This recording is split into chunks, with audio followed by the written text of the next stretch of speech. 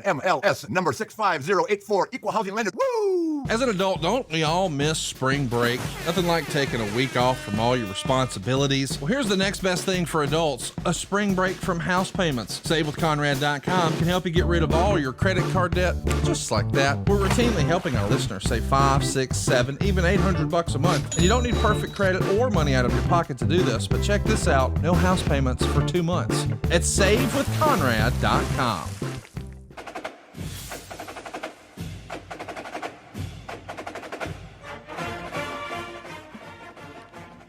Hello and welcome to Grilling JR. This is Paul Bromwell standing in for Conrad Thompson this week, and I'm joined by the voice of wrestling, Mr. Jim Ross. JR, how are you this week? I'm good, man. Good to see you. Thanks for sitting in for O'Connie. He's got a lot of fish to clean, so to speak. He's busy, so I appreciate you being on, and we'll have some fun today.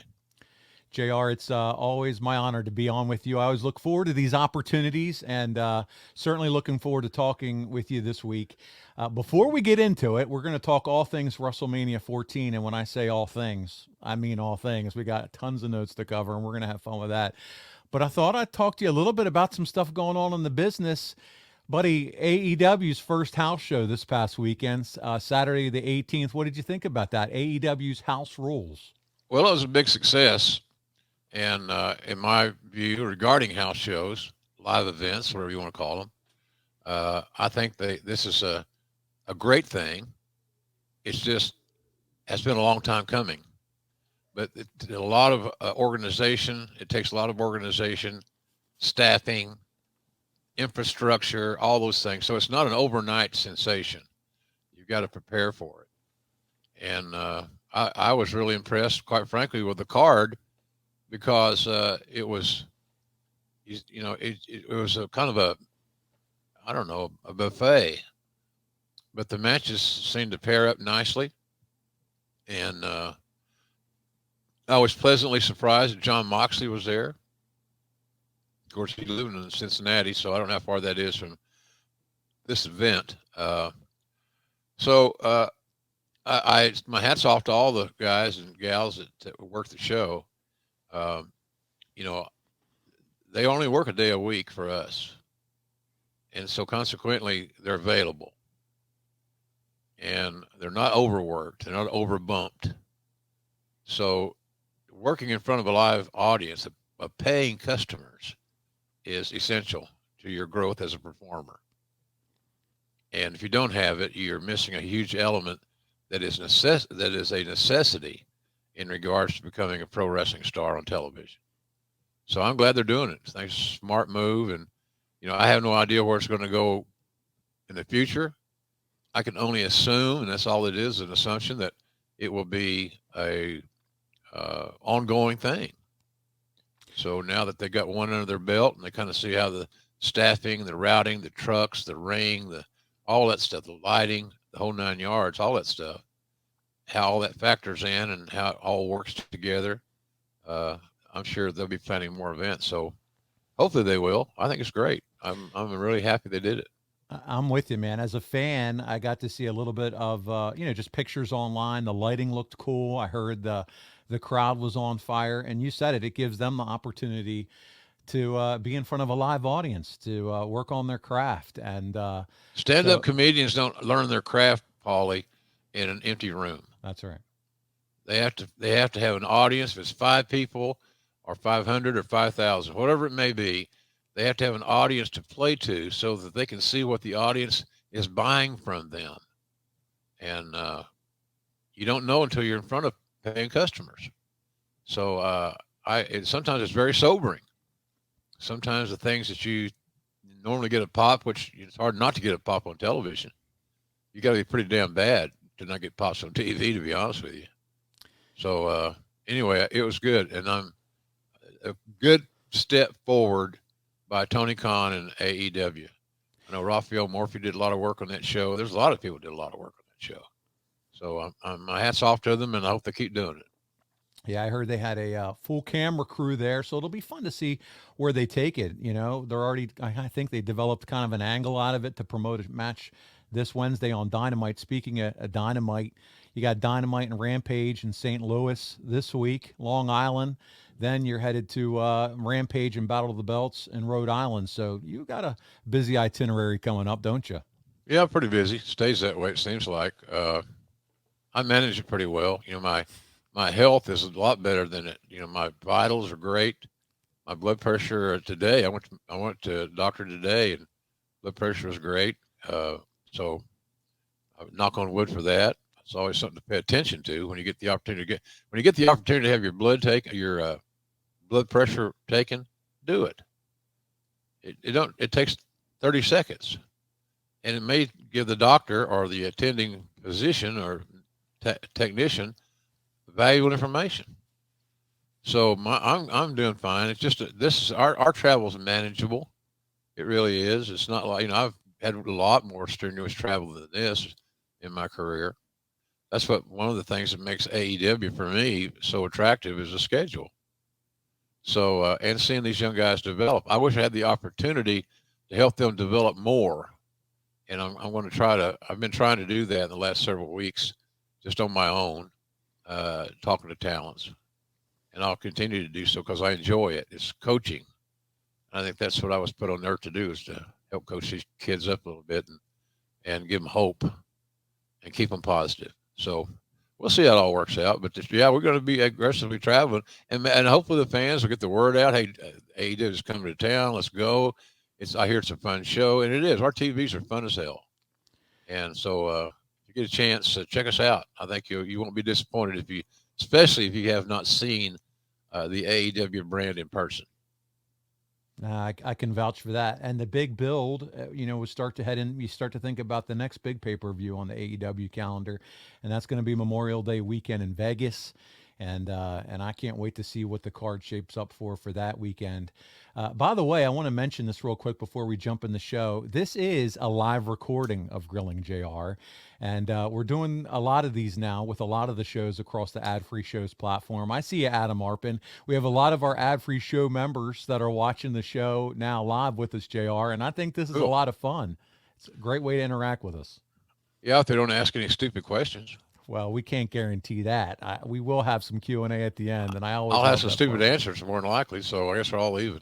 Well, let's do it. We're going to do it live, pal, and Darren Staley's here to do it with us. So let's jump into it because, JR, last week on 316 Day, you and Conrad discussed Stone Cold Steve Austin and his run in 1999. And, buddy, I saw a ton of great feedback about that show online. Did you? Yeah, it was one of our better ones, and it's a topic I have an emotional investment in. Steve and I are still great friends, and I'm awfully proud of his success. He pulled a big wagon full of a lot of hungry talents in the Attitude Era. No mistake. And we had he had a great supporting cast too, which is sometimes overlooked. But when Rock is your number two, that tells me all I need to know. You guys got a pretty damn good roster. So, but it's always hard to create new opponents. And Steve was always so particular in who he worked with. His main goal was to have a great match every night. And, realistically, one can't have a great match every night. But he did much more often than not, no doubt about that. So it was a fun show to talk about. And I did see an awful lot of I'm on Twitter feedback. I manage my own Twitter account. I think that's probably a blessing or a curse. I'm not sure. And somebody else does Instagram and Facebook. I've been, did you get hooked on watching Facebook videos? Jim, I don't have a Facebook account, buddy. That's one social media website that I am not on. Well, I'll tell you, I have it. I have a Facebook account. And what I've discovered is I like looking back at those old documentaries, and especially the rock and roll, the music documentaries, live footage from the 60s or something like that. That's kind of cool. But I didn't even realize I'm so naive when it comes to that stuff. I could barely turn this equipment on to do this show today. So that's where we are. We didn't have Bull Ramus in the wings. We'd be lost. I'd be screwed. Well, listen, we got you. And hey, one more quick piece, and I want to mention this because this is, I'm telling you, the bonus perk of having AFS guys watching along. Did you see this? Andy Kaufman is going to be inducted into the Hall of Fame. Speaking of, old time documentaries and things of that nature. You talk about an Yep. old time comedian and performer, heavily involved with the big time angle with Jerry Lawler. He's going into the WWE Hall of Fame. Yeah, it's great. That'll make Lawler very happy. Jerry's been lobbying for that for a long time, and I think deservedly so. I mean, gosh almighty, you're looking at impactful moments and impactful characters that establish a footprint that will be everlasting in pro wrestling history. Andy Kaufman qualifies. So, I had a chance to be in the movie with Lawler, and that was, and Jim Carrey. But it was really unique learning and hearing and talking to people about Andy. He was a unique dude, man. And he got over because he was different. He was different. And he wasn't afraid to take chances. The guys going in the ring and taking a belly to back suplex, and after never doing it, prove a couple of things. One, they're not very smart. And two, they're committed to doing a good job in this crazy field of pro wrestling. So I'm glad Andy's going in. I think he deserves it. It's a cool deal. And I really enjoyed the documentary recently with Lawler. I was disappointed that I was cut out of it. I didn't make the edit as far as making a comment because I know I interviewed, given plenty of comments. But a decision made somewhere along the way to not use me, but I had, it's hard to do. It's hard to do a show in Lawler or Austin or a lot of those guys without at least hearing my voice. So at least I know I existed in that era, and it wasn't a figment of my imagination. We were there doing the work. So that was a little bit of a bump in the road for me. I was curious to see what they chose to use. You always wonder. I don't get the chance to see that stuff before it airs. So anyway, that was like a little bit of a bummer, but not a big one. The show was so good, it outdid everything. Any ill it would have had, Paulie, was superseded by the success of the documentary. Yeah. They took a lot of time, and some of that footage was hard to watch. When Dr. Sampson, who's now the team physician for AEW, was talking to Jerry to get him to try to respond while they were trying to, fully resuscitate him. And that one shot of where they put the shocking thing, the electrical thing on. Oh yeah, when he jumped, Yep. that was shocks, tough, man. Yeah, shock. Yeah. And I was watching that stuff at home on television, and So scary. I guess my wife Jan was too, but in the bedroom, and I was in the living room in my chair, where you could usually find me, and she come running in and wanted to know if that was an angle, and I didn't have any idea, yay or nay. I said, well, I don't have any idea, honey. Then of course you get the argument, no, I don't know. I'm not there. That's Montreal. I'm here in Norman. So that was shocking. So you kind of relived that. They did a good job packaging it all together and telling the story, and the photos that they garnered over the course of getting ready for that show took a hell of a lot of effort. I thought it was just terrific. So hats off to A&E, and it's good Sunday night viewing. I used to have Yellowstone. Now I got the wrestling stuff, so I'm happy. There you go. If you haven't checked it out, definitely go back and check it out. They're doing a really nice job with the documentary series. But JR, let's jump into it this week because you mentioned it earlier. We talked about how you was a big episode, 316, Stone Cold Steve Austin. And we got a little bit more Stone Cold this week because we're going to talk about one of the most iconic builds and events in the World Wrestling Federation's history. And really, it's the reason that they turned the tide in the war between the WWF and WCW. And we're talking about WrestleMania 14. We're coming off of No Way Out, as you and Conrad covered that one last month. And it's crazy to see this. But the night after Raw is preempted for the dog show. I mean, how much does we this knew get we knew into it was going to Vince's happen. scroll? Yeah. Well, it gets into his skull a lot. Here's the thing about it. He can't do anything about it. So why would it get into your skull too deeply if you can't fix it? That tells me that you might be the kind of person, not you, Paulie, but people with these traits are people that think they can fix anything. You can't. You can't, but I'm sure it's just got to be, hey, we just came off of a strong pay-per-view. We're headed to our biggest, show of the year. We thought that. Sure. Yeah. By the way, Jim, we thought the normal thoughts that one would think that you're thinking right now. But we knew, and WWE knew that when they signed their broadcast agreement, that dog show was included in the package. Take it or leave it. And you're not going to leave your 51 week a year or 52 week a year show, that you've been working to establish. You're just not going to do it. So you're going to have to play ball. And that's all. For that 1 week, we played ball, and it came at a very inopportune time. And listen, in that era, as fans, we're all for a show that includes puppies, just not the Westminster Dog Show. Yeah. But I did want to mention, Jim, because I know you're curious. That year, the Norwich Terrier was best in show. So really, we have a crack research staff. God Almighty, we do. That's impressive. Well, listen, while you're not on TV, you're doing your internet audio shows and the precursor to podcasts that we love and appreciate now. And you're on and you're discussing Mike Tyson and your negotiations with him. And this is what you had to say. You said, I think anytime you're dealing with a big money contract, there's always some tense moments.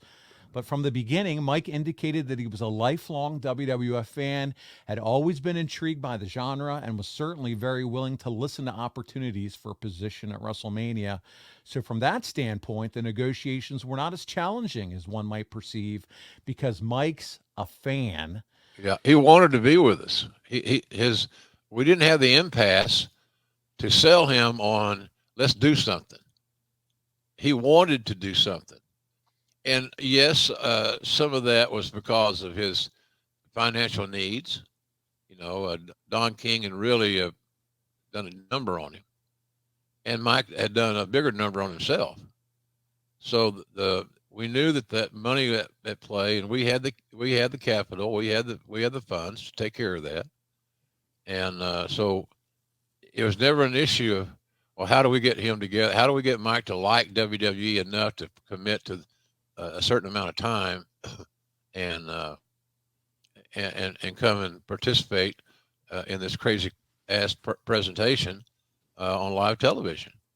But that was not hard. He wanted to do something. He needed to do something. Did it seem like, hey, because you said it, his relationship with Don King was over.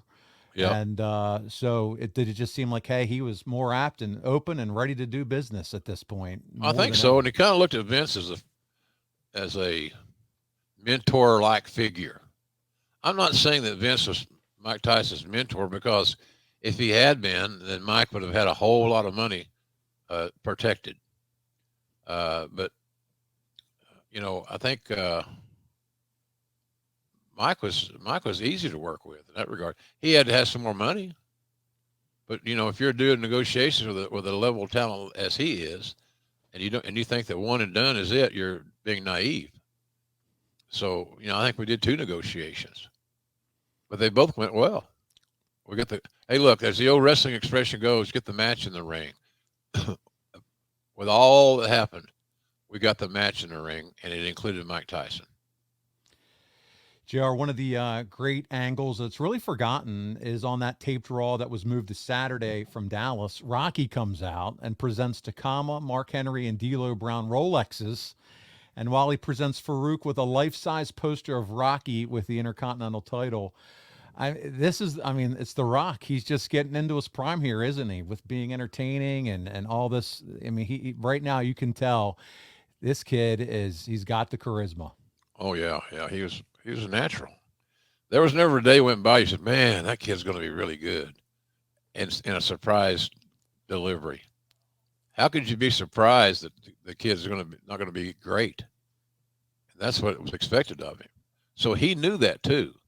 He knew that from the territory days, when the booker, i.e. Vince, had big plans for you, the last thing you want to do is disappoint him. You knew that you had to stay healthy and be very what's that word I like to use? Reliable. So he checked all the boxes. It was only a matter of how good he was going to be is based on the creativity that he received and the way that he executed said creative. So, but we found out going forward that much more often than not, Rock was, he helped book a lot of his own stuff. He knew what he could do well, and that's where he wanted to be. But he was also willing to be bold and brave and try and swim in new waters. And he did real well in all that. Well, JR, also on that show, you're interviewing Steve Austin, and he's discussing how he stuns China. And he says, I'm sorry, as soon as you step through the ropes, your ass belongs to me. When you look back at this, JR, the build of Austin, Michaels, you had some limitations there with Shawn Michaels. He was dealing with the injury, and it took some good creative here to keep the heat going. You had to involve other people. You had Tyson, you had China.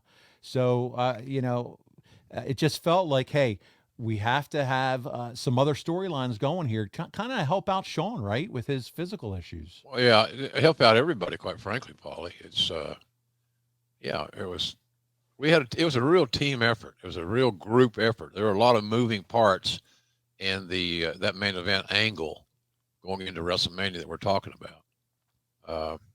There were a lot of people that contributed mightily to the success of that storyline. And but we had to make sure Shawn could get to WrestleMania and get in the ring. And we're not dealing with a guy that's 100% healthy, Austin either. It was a crapshoot in a lot of ways. And logic would tell you if you had another way to go, you probably would, because you can't build for the future with injured guys. It don't work. Yeah. Steve's having a lot of fun here, by the way. He finishes the interview. He takes your cowboy hat, JR, and puts it on. Oh, and, yeah. I mean, he did that a few times. Yeah. Yeah, he did that a few times. And he bought me some of those hats. Quite frankly, he's a little to tell the truth, but and I got good hats. I started getting my hats made in Oklahoma City at the stockyards at a place called Shorty's Cowboy Hattery. Shorty's a woman, by the way. And they make my hats for me now. So I have custom-made cowboy hats. And if you're wondering, they're $1,000 a piece. There you go. Yeah. My wife was giving those things away. God bless her. She didn't know how much they were. Then they were about $750. And she was giving away like they had the plague to charities. I said, honey, those hats are not cheap. Then she gives me a lecture of not being so thrifty. Until she found out what she was giving away, then her philosophy changed. So, but we still gave some hats away. I think I've got 3 hats left. I was going to ask how many you had, if you had. I got 3, I think. Okay. 3 of them. I have one with me on the road, of course, to wear on TV. And the others are in, shall we say, in storage, safely tucked away. So I got 3 hats. I probably never buy another hat. The ones I have are probably the ones that I'll have on my when they do that final dirt nap. So we'll see how that works. There you go. Well, another interesting storyline I wanted to bring up here during this time, and that's Ahmed Johnson. According to reports, he was asked to do a clean job to Kurgan's claw at the Raw tapings. He refuses, JR. He leaves. He doesn't show up at the next Raw tapings. Do you remember talking with Ahmed that day? Was this something that was just mounting up to this point? And what do you remember about all that? Oh, I don't remember, Paulie. He was a handful. Poor guy, just impressive looking, had a great physique, as we can all remember. But boy, he didn't have any self-confidence, and that I could remember. And wrestling in general, wrestlers in general are the most paranoid, insecure lot of performers / athletes that you'll ever meet. The ones that can handle that, all the adversities of travel and commitment of time, and that they know they can't get back, all these things, if you can solve all those problems, the business would be a whole lot better, but it's not. It just realistically isn't. So Ahmed was a victim of that. He didn't have any confidence, and he had a lot of self-doubt. I think he had one of those attitudes, well, the office is out to get me type deal. And what's always been amazing to me when you stop and think about it, the office's job is to create stars that in turn will sell tickets and pay-per-views, merchandise, et cetera, et cetera. So you can keep monetizing the investment of a said talent. That's your goal. No matter if you're talking about a preliminary guy that you may use in a year or two, or an established star. You got to have, you got to, well, you just got to have some solidarity, or I guess for lack of a better word, just be more consistent, more trusting. But Ahmed was a handful in that regard. And I think it had a lot I'm guessing it had to do with his background, his upbringing. But we thought we had something with him, and we just couldn't get there. Sometimes the more you do, the farther behind you get, as the old cliche goes. And we could never found the solution on how to manage, I guess, Ahmed Johnson. Do you think too, JR, sometimes, people, all walks of life, not only wrestlers, struggle with just taking a step back and seeing the big picture, right? Like, you know what I mean? Yeah, of course. Yeah, absolutely. No, I'm not nailing just wrestling. Yeah. This is it's becoming a real generational thing as well, Paulie. This how people look at things, evaluate things, manage problems, and so forth. But there's a lot of issues that go on that, and he I don't know what he needed. Yeah. I mean, I'm not a psychiatrist. Yeah, I didn't examine him. Yeah. All I know is it was a constant issue of something. Right. And he become your own worst enemy. Yeah, he was I had a one-on-one meeting at a TV with him someplace, and he was gruff, and I don't want to say threatening, but he was pretty intimidating. And then the door opened, and in came Charles Wright, the Godfather, and he just sat down. So Godfather's one of my guys. None of us know what switch it's going to take to flip to get Ahmed to do something unnecessary. And so Godfather came in there and sat down, and there was never an issue. It's probably never going to be an issue. But even the talent weren't sure what they had with Ahmed. Right. Well, JR, also at these tapings, it's reported, more drama, that Luna and Sonny get into a scuffle backstage. The story is that Luna threw Sonny's gear out of her locker room and got some punches in. This was building the last couple of weeks from some comments that Sonny had made to her. Jim, did you ever expect that you have Luna beating up Sonny, something that you'd have to be dealing with at this point? Well, a generation before this, you wouldn't have had that issue whatsoever. That's another change in the business that people just disregard like it's automatic. When we started hiring attractive ladies to be on the TV show, we opened up Pandora's box, because the alpha male-like men that were in the locker room, who love to wet their hair down and walk around all day with their shirt off, those guys. I told somebody one time, I said, God damn it, man, I don't care if you don't want to wear your shirt all day, but you ain't going to not do it in catering. Put a shirt on, a T-shirt or something when you come to catering. You're trying to enjoy your meal. You don't need to see their bare chests, right? Or their armpits or anything. Right. Some guys just have any common sense. They don't understand. Yes, you're home here. Act like it. Give us some respect. Who were we talking about? We're talking about just Sonny and her being a Oh, yeah. So we never had those issues when I first got in the business, because we had Moolah and her crew. But then you hired, that's a far cry, that picture on YouTube right there of Sonny, far cry from what Moolah's crew looked like, all due respect. And so I'm sure Tammy's still incarcerated, right? I believe so. Yeah, that's too bad. She made some bad choices. Choices are important, man, in your life. Every show that we do here, we could point out somebody making bad choices that affected their life in wrestling. Bad choices affect your life in all walks of life. So Tammy had her share, bless her. You hope someday she gets out of prison. Yeah. And she can start over for real. And you wonder sometimes how much preparation. We'll see how badly she wants to be a upright and straight citizen when she does get out, how she conducts her life at that point. What did you learn? And how are you going to change? So, and I look forward to that day. I hope I'm around to see it. Couldn't agree more, sir. Speaking of handfuls, JR, there's a product I want to talk about this week that we all should be taking by the handful. That's right, even all of you in the chat. And that's Athletic Greens. It's time we all care about how we feel mentally and physically, and to start caring about how we feel and look and our overall health. And if you find yourself ready to make that commitment, might we suggest that you consider one of our oldest partners, Athletic Greens.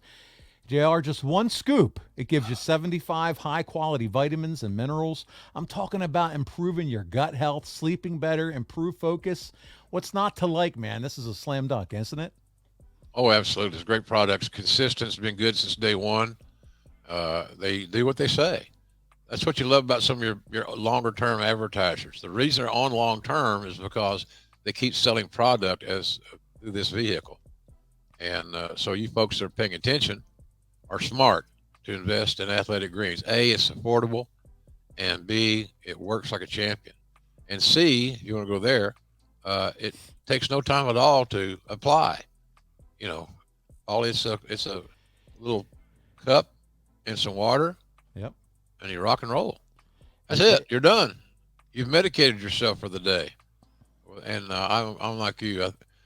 Since my health issues were, which I hope are now behind me, I think that I pay a lot more attention to this stuff than I used to. We're not bulletproof, and tomorrows aren't guaranteed. So Athletic Greens is a good place to land your plate and go from there. Good stuff. It is. It's a home run, better sleep quality and recovery. What's not to like? And JR said it. It costs less than $3 a day. Completely worth the investment. And guys, listen, it's received 7,000 plus 5-star reviews. So reclaim your health right now. Arm your immune system with convenient daily nutrition. JR said it. Just one scoop and a cup of water every single day. That's it. No need for a million different horse pills and supplements. And to make it easy, Athletic Greens is going to give you a free year of supply of immune-supporting vitamin D and 5 free travel packs with your first purchase. All you have to do, here it is, take out your pen and paper, visit athleticgreens.com/JR. Again, that is athleticgreens.com/JR to take ownership over your health and pick up the ultimate daily nutritional insurance. JR, we move on, and we're talking the split of the Legion of Doom. It takes place at the February 23rd Raw, where they lose it on each other after a loss to the New Age Outlaws. And they get into a shoving match, buddy, and they're rolling around the ring. But looking back at this, could either of them have survived the singles, in your opinion, or do they need to go away for a little bit and come back with a new coat of paint, as Bruce would say? Yeah. Well, let's don't disagree with Bruce. He and Conrad are the podcast team of the year. Oh, I know. I never get nominated for shit. I don't get it. Why not, JR? You're highly entertaining. I don't get it either. I don't understand what the criteria is, or there was a contest. I mean, you tell good stories. You're entertaining. I don't much. Understand. I'm getting emotional. I like it when you get fired up. Yeah. Get a little red ass. It's okay. Red ass JR's hot sauce. Yeah. Available now. That's right. What were we saying? We're talking about the Legion of Doom. They're split. Oh, I don't know. They stayed married too long. Okay. And in my opinion, they needed to use your two options. One was to try it as singles, which I don't think would have ever. Or get that fresh coat of paint. Which I don't think would have ever worked. Okay. Or you repackage, give them some rest, bring them back with vignettes and so forth, and go from there. Jumpstart, restart, hit the restart button. That's what I would have hit, the restart button. But they would have probably been away for 6 months or a year, 6 months at least. And some guys don't like that, but with them, it's like guys now. Guys now have the best they've ever had it in wrestling, because if you don't, go to Japan or places where you can earn some decent cash, you still got the options nowadays of the autograph shows. Oh yeah, there's one every weekend somewhere, and if you want to work, I can tell you from my own experience, people want you to work every weekend, and I'm going to start doing a lot more of them. But I don't know if I'll do one every weekend, but I'm going to be doing a lot more of them because I enjoy it. I enjoy meeting the fans, hearing those stories. I like meeting those first, second, third generation JR fans. And there's a lot of them out there. They might be up to fourth generation at this point. Might be. Yeah. Might be.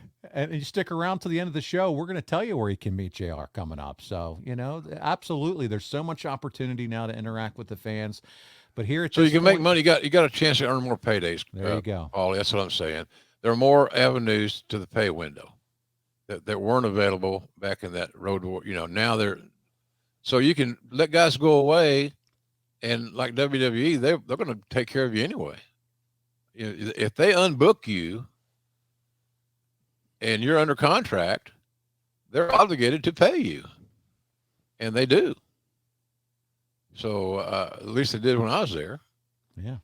Not to say that I was a savior, but that was just the policy, and I'm assuming the policy is the same because it's fair. It's fair. That's right. Not a bad arrangement. I like it. Well, JR, let's continue on because we got some news, not from the Observer, from the Torch. Oh my God, the Torch. Are you ready are you ready to be torched this week? Oh yeah. Bring on the savagery. All right, here we go. A segment aired from Shawn Michaels' home in San Antonio, Texas, with Hunter, China, and presumably Michaels' real-life girlfriend, who has supposedly added more stability to his life in recent months. By the way, she obviously did. They were playing pool in his rec room. Michaels said the rumors of DX seeking legal action against Steve Austin for giving China the stunner were untrue because DX believes in policing their own. Hunter said the WWF was looking for ratings. If you want ratings, the next 4 weeks should be something, Hunter said. If all hell breaking loose is your idea of must-see TV, we're going to set the Nielsen ratings on fire. Michaels said the DX plans were to wreak havoc in the WWF between now and WrestleMania, and that next week on Raw, live in Cleveland, would be a good place to start. He said not only would Owen Hart and Austin be there, but he heard Mike Tyson would be too. Michaels also said he would defend against Austin at WrestleMania. I guarantee it, he added. I mean, this is kind of a shoot here, isn't it, JR, when ratings are brought up on TV and people, today discuss them about how the fans shouldn't care about ratings. But at this point, you're bringing them up on TV, right? Yeah, just different era, different stylings, different philosophies, and all that was. So, yeah, it's just try to fit the moment. Yeah. Pull the curtain back a little bit and TV, we were TVR, I guess. It was definitely PG-14, but man, this was it? Is that what? Yeah. This was the ratings era. You're right. The battle was on WCW and WF, and they were talked about. And here's a great example right here on TV where Triple H and Shawn Michaels are just throwing it right in all of our faces. I mean, there's no kayfabe about. Well, they were heels. They're defiant heels. Yeah, they're antagonists. They're antagonizing. I can't believe those guys said that. Well, then you're a mark. That's right. Don't be an idiot. They're playing a role. They're trying to create this feeling that you felt, that you complained about. They set out to do this, So, and it worked. Chill. Yeah, as they said in my favorite movie, The Stripes, lighten up, Francis. It worked. It created a buzz, and that's exactly what they were supposed to do. Here we are. We're at the Raw in Cleveland, JR, and in a surprise twist, Mike Tyson joins Degeneration X. Was this always the plan that you can remember, or did it have to be done because of Shawn's injury? No, it's planned. Yeah, we wanted to put Austin in as much jeopardy as we could. And that the easiest way to accomplish that more often than not is through the numbers game. You got one, maybe two baby faces, and you got 3, 4, 5 heels. You always want the advantage to go to the bad guys. Puts the good guys in jeopardy, and it puts them at a disadvantage. And so they got to prove how courageous and brave and true they are by overcoming. So yeah, that was the Tyson plan. I'm not sure how far it went along before the decision was made for Mike and Austin to combine, and it may have been a part of it all along. And I kind of think it was for a long time. I don't remember that element not being into the storylines that I heard. And I learned working there that Vince has such a propensity of changing his mind that, sometimes it's not great to memorize all the game plan because it has a habit of changing. So I didn't ever get too far ahead in that deal, but I think the Tyson-Austin synergy, the rub, was something that we could not afford to pass up on, the opportunity to do. JR, you were just talking about all the elements of this. And I'm telling you, man, is this one of those angles that you look back and go, hey, all the stars were aligned. We had, the creatives clicking here. We got a top program with a top baby face, top heel, top outside star. I mean, everything was on track here, right? Yeah. Everything was going good, but you know how pro wrestling is. Hold your breath. It's going to change in a few minutes. Yeah. But yeah, it was going well. That angle was, and again, it came together because of everybody's cooperation.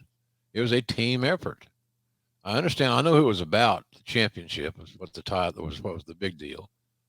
Shawn was the champion, and he had his number one contender. We had the simplest story you could ever be told.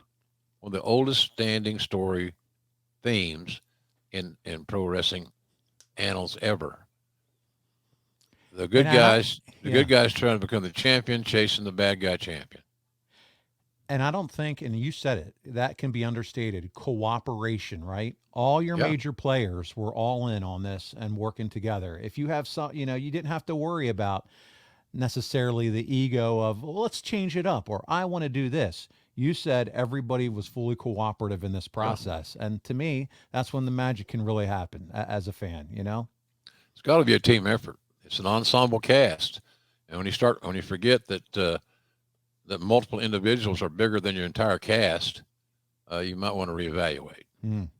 And we sometimes see that play out even now in current wrestling. But let's talk about this angle because it is great. You have Michaels, he comes out, he interrupts Tyson. They act like they're going to fight. Michaels pokes Tyson in the chest. Tyson shoves him back, and Michaels pulls his shirt off to reveal a DX shirt. You even say on commentary, JR, this wasn't the Sports Center moment I was looking for. It's a massive success. They draw a 4.5 rating for the quarter hour and ties Nitro for the first time in a long time for a quarter hour. But coming right off that angle, JR, we've got a Steve Blackman versus Kama match. Not the right thing to come off of that, was it? Might not have been. Neither guy was hot. Obviously I liked him because I hired him. Maybe not in hindsight. Hindsight has a way of being 20/20 more often than not. Absolutely. Well, JR, let's talk about another surprise rebranding that we had on this Raw, and that is everybody's good buddy, Double J, Jeff Jarrett, and this time in his old Double J getup. He now has Tennessee Lee with him, and you needed to get Jarrett out of the NWA. Do you think this was a step in the right direction for Jarrett? And what did you think of Robert Fuller coming into the WWF at this point? Well, Robert Fuller, all those guys are talented as hell. I just think that their presentation wasn't overwhelming. It might have been considered underwhelming based on the talent level that we know that they had. So, in other words, I don't think we held up our booking end to its best. They both deserve better in this rebranding effort. But, hey, anytime a guy that's got the experience and the track record, like Robert Fuller, for example, you welcome into your locker room. If he can help one young guy with one thing in a match to make this matches better, safer, more efficient, what have you, then it's good. You get a win out of that deal. The guy could always talk. I just thought we put him in a less than advantageous light, and that just may be my personal opinion, but it may not be accurate. But that's how I felt about it. One of our AFS members chimed in, Adam Arpin. He said, I liked Robert Fuller with Double J initially, but it got stale. And so maybe that's how a lot of the fans felt about that angle. I thought it came in stale. There you go. From good old JR. Also, lots going on this show, JR, especially as we think about the build to WrestleMania. There was an angle where Kane would choke slam Mark Eaton. Yes. The time, the guy that rang that kept the time at ringside, we gave him a tombstone before a coffin appeared on the stage, and a lightning bolt hit the coffin, and the Undertaker would come back to life. And after some talk of internal damnation and souls, we have a match at WrestleMania between Undertaker and Kane. And you and Conrad are going to be diving more into the evolution of Taker in a few weeks. But what did you think of this build to Taker and Kane at Mania? Bills. The thing about builds is when are they started? How long do they go? Do they move along at an understandable and an investment worthy pace? The only thing I would say about that bill was it might have been better off a little bit longer. And people can say, "Well, God, it seemed like it was on TV every week." Well, it wasn't. Go back and look. But I love those two guys together. So intriguing, the image that they projected, two big athletic human beings. The story was strong. The brother surviving the fire and all that stuff. So it was out there for some people, no doubt about it. But here's the thing about it: you forgot about the being out there showbiz wise after the bell rang. Because those guys had really good chemistry, and they did things that guys that are they're inching into the 7-foot range, 300-pound range, just never did before. So they were pretty much amazing to my eyes. Jeremy Priest brings up a good point. Not only was Mark Eaton keeping time, but buddy, he was the guy who was chucking Austin's beers to him. He couldn't have been too thrilled to see his guy taking the old choke slam from Kane. Yeah, right. I follow Mark Eaton on Facebook. Every day he puts up what he has for lunch. Oh, I'm hooked on it. It's funny. I was going to say, is it good stuff? Yeah, it is. Well, at least he's eating well. That's good. He's eating well. Happy in retirement. Nice. Well, listen, it's reported in the Torch also around this time that the WWF was working on getting new rings made, JR, and it's due to concern of a string of injuries over the past couple of years. Is this something that you're kind of overseeing at this point, or? Yeah, it was. Okay. Because I feel the concerns of the talent, and they were just complaining and bitching about the ring being hard. And they called it the Hogan ring. Because when Hogan was programmed with all those massive heavyweights, Bundys and, all those cats, Earthquakes, all those big guys, the ring had to be constructed a little bit differently, or being able to be braced up or whatever. We had to figure out a way to make it bump friendly and accommodate the huge guys. And we did. We just invested and kept investing and got the rings worked out. And that was a lot. That we probably got more positive feedback on that action than anything we've done to date for the talent. They love the fact they were in a bump-friendly ring. They could go out and do their stuff and not feel like they're landing on concrete.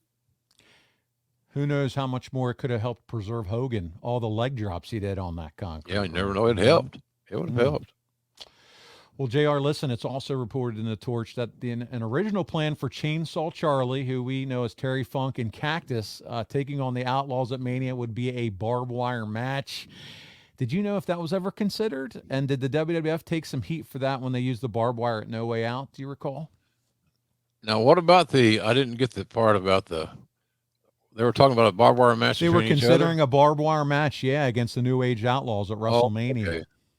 Yeah, hey, look, things like that. But when you get into a part of your genre that's specialized, like that Wild West stuff, that Onita, you know, built a reputation on Oh yeah, the dynamite matches and all that, exploding. Yeah. exploding this and exploding this and that. Uh, so you heard about that all the time, and I always I deferred to Vince on every one of those issues. Yes, I'm not going to pitch for something I don't believe in. You don't believe in the barbed wire? I said no. It's a sideshow deal. It's a gimmick. It's a match full of shortcuts. It's very one dimensional. So no, I'm not for it. But if we did it, I'd call the hell out of it, and I'd make sure it got over. You know, as far as my part was concerned, so I'd have no problem investing in it emotionally. But it would not be my cup of tea. But if you can convince the old man that it's not an idea to go with, well then, more power to you. And I always left it that way. You know, it's got to go to the decision's got to go to him, and the question's got to go to Vince anyway. So why not encourage your talents to develop a relationship with the decision maker, as opposed to your talent relations guy, which was me at the time, in being involved in every decision. I don't need to be. That's egocentric in my view. So anyhow, that's the barbed wire thing was discussed here, there, and yon, but I don't know how seriously committed Vince was to ever doing something like that. I'm sure too. You know, you're thinking about WrestleMania. It's going to reach the biggest audience, advertisers, etc. So I'm sure there's a lot to consider. You know, bringing that type of gimmick, if you even want to call it that, into a match at the scale and size of a WrestleMania. So there's a lot to it. And then obviously they decided against it. So there you go. Right. We move on. It's March 9th. It's Raw and Nitro, JR, in the final 15 minutes of both shows. 6.56 million households were watching both shows. It's a record for pro wrestling on cable. How hot was the WWF and WCW at this point? Well, it was hot. You know, it'd been great if we had the opportunity to celebrate, but you had a few hours until you got to get regrouped and get ready to go again. So, but it was fantastic. You know, more people noticing who you are and chatting with you in an airport or something like that, having a conversation. It was good. It was good. It made me feel good. You know, it's a long way from making $40 a night refereeing in Thibodaux, Louisiana. So I was kind of, I was enjoying that part of the ride really a great deal. You know, there were times when, you know, Lawler and I were the most watched announcers on cable television. So, you know, I can't speak for Jerry. I could try, but for me personally, that was cool. That was a great accomplishment. So most watch announcers, you're being asked to be in movies, Man on the Moon. I mean, we talked about it earlier. I mean, it just opened up so many doors, so many opportunities. Yeah. Such an exciting time in the business. And buddy, on that Raw, you're speaking of exciting times in the business. You are interviewing Mike Tyson to continue the build for WrestleMania, and you would discuss Austin interrupting Tyson and flipping him off, joining DX. And it ends with you asking if it's fair he's at ringside during the most important title match in WWF history. And Mike Tyson responds with, "Fair? Do you think Mike Tyson's being treated fair in this life? Do you think anybody cares about me? You better get with the program, man. Fair is winning." How good was Mike Tyson during this? it was great. And the thing I was thinking about, we had a long, I'm assuming it was the cameras were rolling, but Mike and I had a long chat before that interview about him being a fan and when he became a fan and some memories that things he could recall easily off the top of his head that he remembered watching on wrestling, because he watched the New York show. He lived in Brooklyn. So he watched that New York that weekend like everybody else in that world, in that part of the world. So, but somewhere along the way, somebody's going to dig that out of the archives and find him some little gems, because he was really as comfortable as I've ever seen him, because he knew that I wasn't going to assault him and talk about his marriages and his financial problems and crap like that. You were going to take care of him. Oh yeah, he was in a protected area. Yeah, and he was talking about something that he truly liked. So that's out there, it exists someplace. Sounds like he was just a natural at it and didn't need a ton of coaching or anything. No, we went through his part, just paraphrasing. I said, you could say this, you could say something like this, somewhere, go down this road. Here's an idea. And so you give him something, and he processed it in his own way, and that's what he delivered, and it was good. JR, we're going to keep going through this, Raw, because there's a lot of fun moments. So you have Austin. He's sitting in the ring. He's refusing to leave until Vince comes out. You would try to calm him down, and Austin says to you, "Sit your little cowboy ass before I come out there and stomp a mud hole in you and milk you dry, because you know I will." I mean, this is just gold. It's Steve Austin at his finest. Briscoe and Lanza come out, then Slaughter, and Austin wasn't budging, and McMahon is shown back. He's sitting in the back. He's all nervous. And after a commercial, Pat Patterson comes out, and still no Austin leaving until Vince comes out. But, man, this is the segment, isn't it? The real birth of Austin versus McMahon. Well, I guess it could be, yeah. Yeah, it worked. That was a golden marriage. That marriage, that booking, having those two talents on your roster were as big a deciding elements as anything that we can name for the financial success of WWE in that era. It put the company on the map again, and to a much larger audience with a worldwide footprint. So, but this time around, WWE was prepared for this global success. The plan was in place. The systems were there. Checks and balances were there. So it was very, very cool in my view.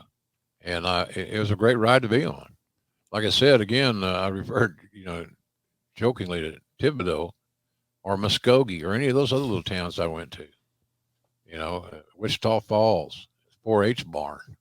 The most money I ever made in Wichita Falls as a refereeing every match on the card, which was generally 6, maybe 7, was $40.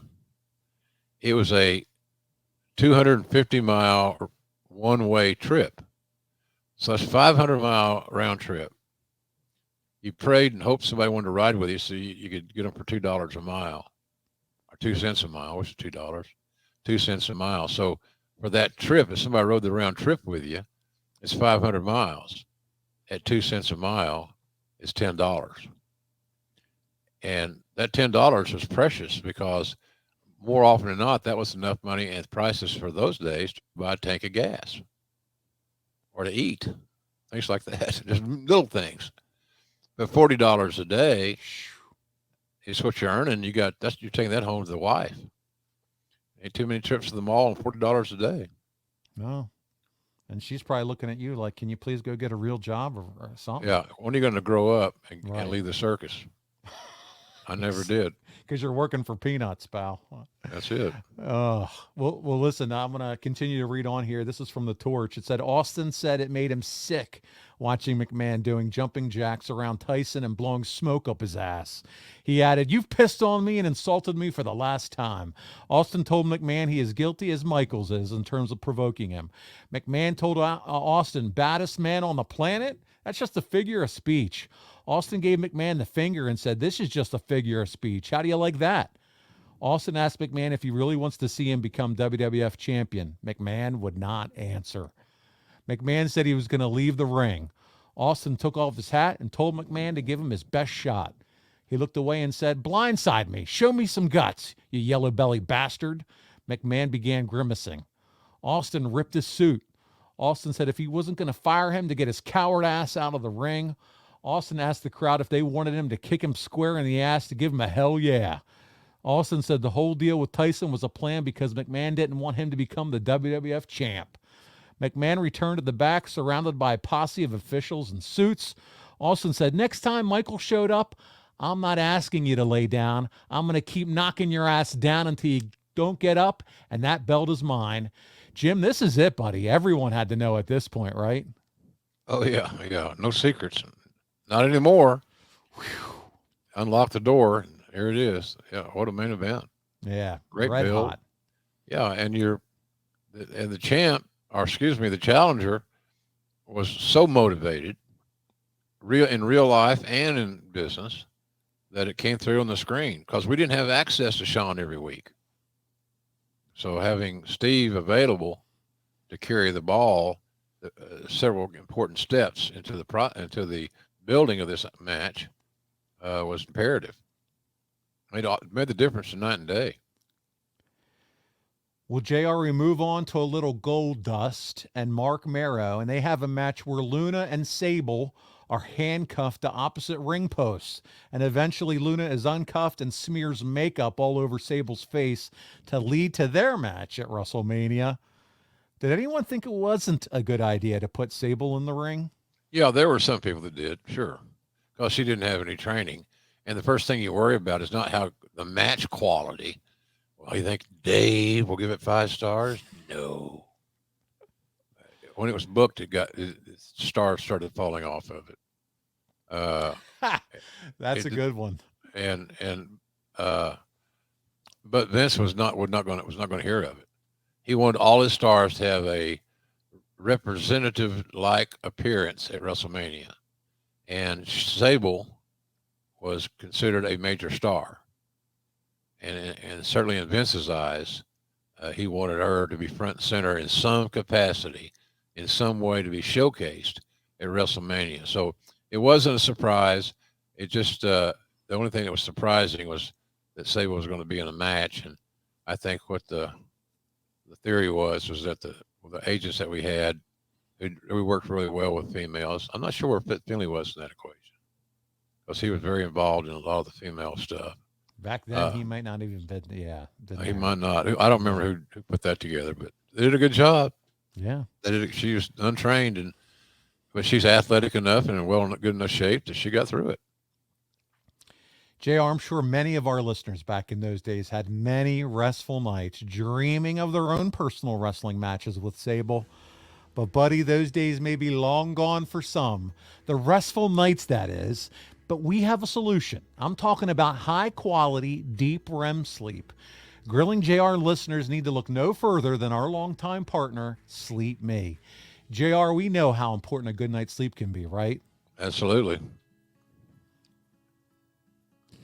Sleep Me makes the Uller and Cube Sleep systems hydro-powered, temperature-controlled mattress toppers that fit over your existing mattress to provide your ideal sleep temperature. And for an extra layer of comfort, they also make the Chilly Blanket, the only weighted blanket that can also be paired with a control unit for the ultimate sweat-free sleep. JR, I don't know about you, but I don't want to wake up sweaty. No, I can't handle it. I got to go.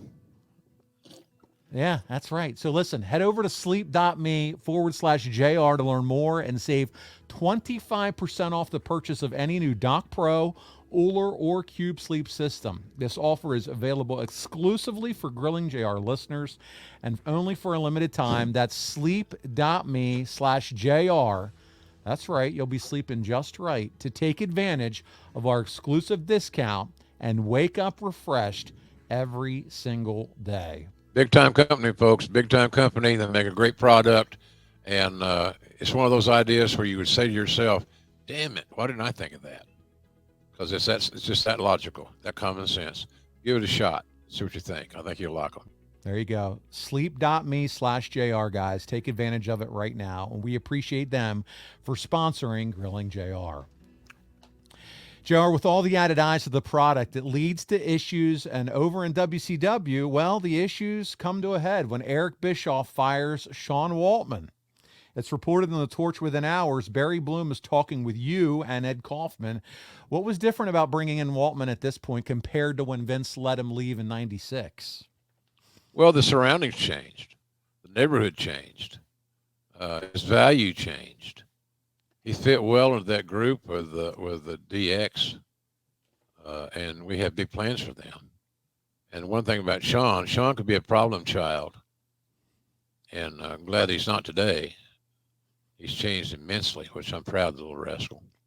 I really am. I would have taken the under on a death poll with him back in the day. He was on a collision course to die. Thank God he's changed.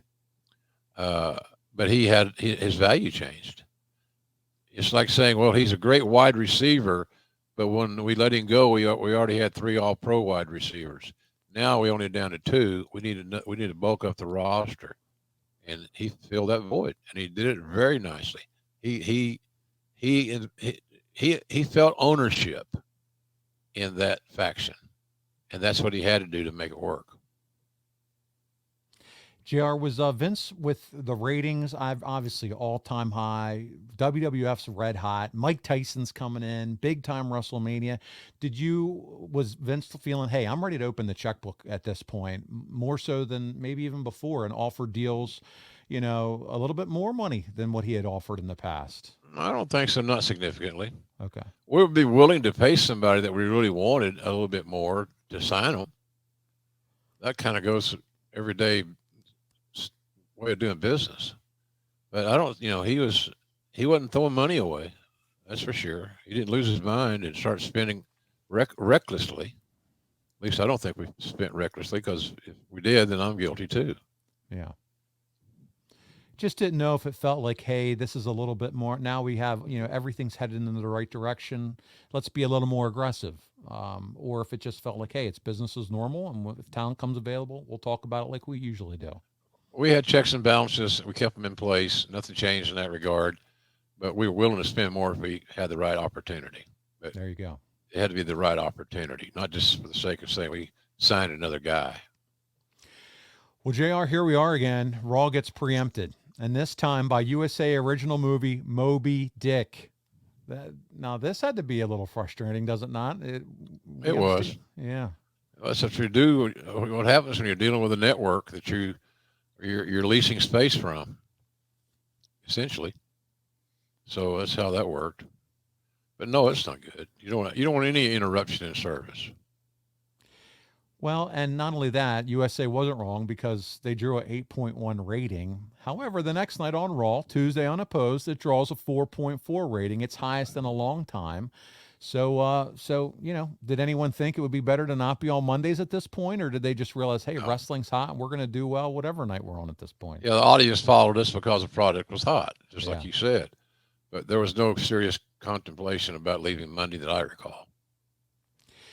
Well, JR, on the Raw from Phoenix, you continue to put over Michaels versus Austin as the most anticipated WWF title match in history. Do you remember, is that your own line? Is that a Vince line? Is that something you really were like, hey, I believe in this? Well, I did believe in it. For us at that time, it was massive. We had to have a hit. And so, I believed that saying something like that, I'm not going to say something like that if I'm not committed. I was committed that this was going to be special. And it was special. So, I know a lot of people were anticipating it. It was a big deal within the world of the wrestling globally. So, I don't know what you're looking for there, but no, just and I think you said it right. You're not going to regurgitate a Vince line. You're going to say something you believe in, and that's the bottom line. It sounds real. Yeah, I'm not an actor. I got to go with what's real in my world. So if you hear me say something on television, it's based on some level of fact. There you go. More often than not. Vince McMahon, he cuts a promo about how he's making sure Austin and Michaels was going to happen at WrestleMania by not hitting him. When Kevin Kelly asked, what does he mean? McMahon said, that means I was simply saving the main event at WrestleMania. How could Stone Cold compete against Shawn Michaels with a broken jaw? So I guess, he's trying to say he saved the day by not hitting Stone Cold. Kelly asked McMahon if he wants to see Austin as champion. It really doesn't matter what I think, he said. It matters what WWF fans think. When pressed, McMahon said if Austin would listen to reason and could be molded into being a respectable champion, that would be okay. But if Austin is as he is now, it would be a corporate public relations nightmare if he won the belt. Kevin Kelly said he wanted to know the truth. McMahon said the fans couldn't handle the truth. Kelly pressed again, so McMahon said, it's not just no, it's hell no. Austin, that's the bottom line because Vince McMahon said so. Buddy, the money that's being printed coming out of these promos, Jim, did you know Vince had this in him at this point? Oh, of course. I heard him behind the closed doors from time to time. That's true. Yeah, he's a great orator. No doubt about it. Well, we had Owen Hart. He would severely sprain his ankle in a match, so it's determined that Hunter will confront him and beat him in a minute after Chyna nails Owen's ankle with a baseball bat and an ankle lock by Hunter later, and he's the new European champion. How quickly was the big money contract Owen had signed get wasted with not getting the chance to work with Shawn, do you think? Well, it had drawn a lot of money. No doubt about it. It would draw a lot of money. I think, it's easy to restart that story. And I think people would have been very intrigued by how it would have progressed. And they would have been amazed at how good it would have been. It just never got there. JR, here's some more news tidbits around this time. A lot of news happening, and that this comes from you. You said last week, again during this time period on the WWF 900 line, that there were 3 main event caliber stars that were about to jump ship to the WWF. JR didn't mention names, although one name obviously is Sean Waltman, who signed a 4-year contract with the WWF on Monday with the downside guarantee said to be a substantial raise above what his WCW contract paid, which was about $250,000 a year. One other logical name speculated about is Steven Regal, who WCW let go a few weeks ago. Regal was on the verge of becoming a top star for WCW about a year ago, but then health problems, among other factors, slowed his push considerably. He is respected as a good interview and a good worker, not to mention one of the 5 or 10 toughest shooters in wrestling. And asking various people in the industry if there was another major name in negotiations with the WWF, Ric Flair's name came up again. This story seems to change month to month, but there are reliable sources indicating that Flair does have a way to get out of the letter of intent type contract he signed with WCW a couple months ago. So, Jim, was this the 3 names that you were referring to? God, Paulie, I don't remember. I think Waltman obviously was because he'd already signed. Do you remember any of this about Ric Flair, though, from back in this day? No? It could have happened. I mean, if you had the chance to sign Ric Flair, would you sign Ric Flair? Well, hell yeah, you sign Ric Flair. God damn, but you're going to sign Ric Flair? Well, Ric Flair's here. Let's talk to Ric Flair. Just didn't know if you recalled there being speculation about his contract. I don't remember. Okay. I really don't. Rick was, he's an MVP. Oh, yeah. He's a star. And in my world of talent relations, it was my job to try to solicit as many stars or future stars and get them signed and in place on the team with a jersey ready to play as I could. So Shawn was one, and there was somebody else that was on that list. Who was Regal? Yeah, it was Steven. Yeah, Regal. Absolutely, yeah. Regal's in that conversation. Yeah. I think he's one of the biggest unsung heroes in wrestling. He's honest. He's hardworking. He understands the product. He uses logic. He has great respect for the business. And so those kids that are in NXT have the chance to learn under him. They're lucky. I hope they realize that they're lucky and not just at the right place at the right time. Your ass is lucky. You got that kind of staff there, especially with Regal on hand. He's an invaluable asset. Absolutely, JR. And we've come to see what kind of an asset he continues to be, for wrestling organizations, even with developing talent and everything he does behind the scenes. I loved it when he was in AEW, Paul. I hung a lot around him a lot. We talked a lot. He's great at evaluating talent. He sees things that others don't. He just has great vision and instincts. So he helped AEW while he was here, no doubt. And we were just sad to see him leave. At least I was. I'm sure, and I'm sure there are plenty of folks that were as well. Here's another thing that was brought up around this time, another note, if you will, and that was, hey, Michaels is injured. He's working Mania. We know he's going to take some time off. There seems to be a lack of top heels for Austin to work with. Was that a concern for you, or did you know, hey, we've got a young guy, a blue chipper in The Rock coming, and we have others? What were you feeling at this point? Hey, we need to develop some bigger heels, or we know we got a Rock who's up and coming. You know, obviously we'd see him be in that main event with Austin at 15. What were your thoughts around this? My logic, Paul, is that you got to keep building heels. We knew that we had Rock signed for, I think I signed him for 5 years or something like that. So he couldn't do it by himself. He can't dance a cappella. You got to have a dancing partner. And in our work, where you're doing first run TV on a weekly basis, you got to have a variety of selections to choose from. And that was always the difficult part.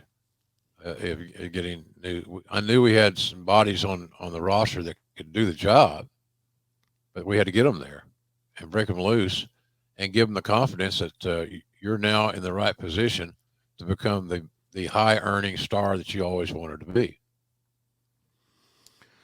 Well, JR, we're here. We're at the Go Home Raw, and it really slams home the fact that the deck is stacked against Austin in his match with Michaels. But Shawn cuts his uninspired promo, the last as WWF champion. Was Shawn disappointed this was the end of what he always wanted, and that was to be the top guy in the company? Was it the back pain, or was it his demons, do you think? Oh, man, that's hard to say. Could have been a little bit of everything. Yeah. Could have been a little bit of everything. I mean, I'm sure. I mean, look, that boyhood dream line that Vince had in L.A., the boyhood dream has come true, is true. Shawn, this is what he wanted to be, who he wanted to be. And it's always considered, unless you're an NWA, old school NWA loyalist, that the place to be seen and heard was WWF. And he was in WWF, and he was a major star. He was a champion. He was a number one guy. But Mother Nature tapped him on the shoulder and said, it's time for you to step aside for a while. And luckily she did. So Yeah. I think that's what he was despondent. How could you be pleased or content with how this particular part of the story was ending as a talent? You can't. You couldn't. So I think that was as big as anything. I have no idea I know how I was when I was taken off TV a few times for Bell's palsy, and you just feel so frigging helpless, and there's nothing you can do. And somewhere along the way in my older years, I've realized that I cannot allow myself to get upset over things I can't control. So don't worry about problems you cannot solve. Especially when you think about it, JR, it's exactly what you said as far as Shawn wouldn't wrestle again for 4 years, and we didn't even know that he would be coming back at all. That's how severe the injury was. So he's going through a whole gamut of emotions, and it lends itself to some of the reaction that happened after the show goes off the air. So let's talk about the ending of this Raw, because Austin does work a 10-minute match. JR, it's one of the longest times he's been in the ring in a singles match in several months, and it's with The Rock. And the irony of that being the top program over the next few years, that isn't lost on us either. I mean, so that's something to see. But you got to feel like Steve, is he thinking, hey, I want to go out, I want to wrestle at least 10 minutes, have a good match, because WrestleMania is coming up. Do you think that's the thinking here for him? Yeah, he wanted to get a good blow. He got there and break a sweat and pushed himself a little bit, and he thought he could do that cardiovascularly in 10 minutes. So I thought that was about right. Yeah, frankly. Well, JR, WrestleMania back then was different than these times with the access, etc. What did you do? Do you remember how you spent a few days in Boston before the show? I know this was a long time ago. No, I had clam chowder at 7:43 p.m., Paulie, the night before the show. And that's the great Gosh. place to do it. So, you know, Yeah. no, I'm sure nobody served up clam chowder. I had a routine, man. I didn't. If there was a market where Jan was with me, we'd go out to dinner. That's it. If she was not with me on the trip, I'd generally have room service. And because of my superstitions, I always add a bowl of French onion soup the night before pay-per-view. That's a little I tidbit love a of good bowl worthless of French information. onion soup. There, no, that's what we're digging for. I like it. French onion is your go-to. Night before pay-per-view, it is when they got it. Is it still your go-to night before pay-per-view for AEW? Yeah. Okay. Well, there you go. Something. What do you think? I did should not know. change soups because I changed brands? No, I didn't know if as you've gotten older, if your taste buds have changed a little bit. It No, but happens. I'm a soup connoisseur. I love soup. That's a big. You get a big old attaboy from me if you got good soup in your restaurant. And guess what? It's got to be hot. Hot soup. Tepid soup ain't my cup of tea. No pun intended. There you go. A new T-shirt coming soon. JR's Hot Soup Stand. Grilling JR. There we go. Well, listen, JR, before we get to the event, we need to make sure our audience is aware of what can happen when you use cheap razors. That's right. I'm talking nicks, cuts, irritations. JR, have you ever had a bad experience with a shitty razor? Oh yeah, of course I have. Oh, Hate yeah? it. Big pet peeve. It is. I don't have them anymore. I have plenty. And you know why you don't? Because you own a Henson, right? I'm a Henson man. You're a Henson man. You can say goodbye to bad razors because, guys, the solution for you is Henson Shaving. It's a family-owned aerospace parts manufacturer. They've made parts for international space stations and Mars rover, and now they're bringing precision engineering to your shaving experience. Don't you think that someone who's helped make parts for the International Space Station and Mars rover can figure out the razor blade? I mean, come on. They know what they're doing. Razor blades are like diving boards. The longer the board, the more wobble. The more wobble, the more nicks, cuts, and scrapes. A bad shave isn't a blade problem. It's an extension problem, guys. And they use aerospace-graded CNC machines. They make metal razors that extend just 0.0013 inches, which is less than the thickness of a human hair. That means a secure and stable blade with a vibration-free shave. So guys, listen, they want you to have the best razor, not the best razor business. That means no plastic, no subscriptions, no proprietary blades, none of that. They work with standard dual-edge blades to give you that old-school shave with the benefits of new-school technology. Once you own a Henson razor, it's only about $3 to $5 per year to replace the blades. Man, that is fantastic. My Henson just glided right over my skin. I'm talking about it took my neck beard right off, JR. That's right. I shave underneath this beard here, that neck beard. You know, the one all the wrestlers criticize wearing the ring, the neck beards. Yeah. My neck is now soft as a newborn baby's buttocks. Oh, I'm so happy to hear that. I mean, and talk about affordable. $5 a year in blades. That is the difference, man. That's a hell of a deal. Yeah, that's a hell of a deal. Well, the shaves are good, and they're you can damn sure afford them. It's a great idea. It's logical, and I like supporting family-owned businesses. There you go. So here's your chance to do the same, folks. Jeremy Priest gets it, our ad-free show member. He said it's a real man's razor. He's exactly right. So listen, we're going to help you. We're going to point you in the right direction.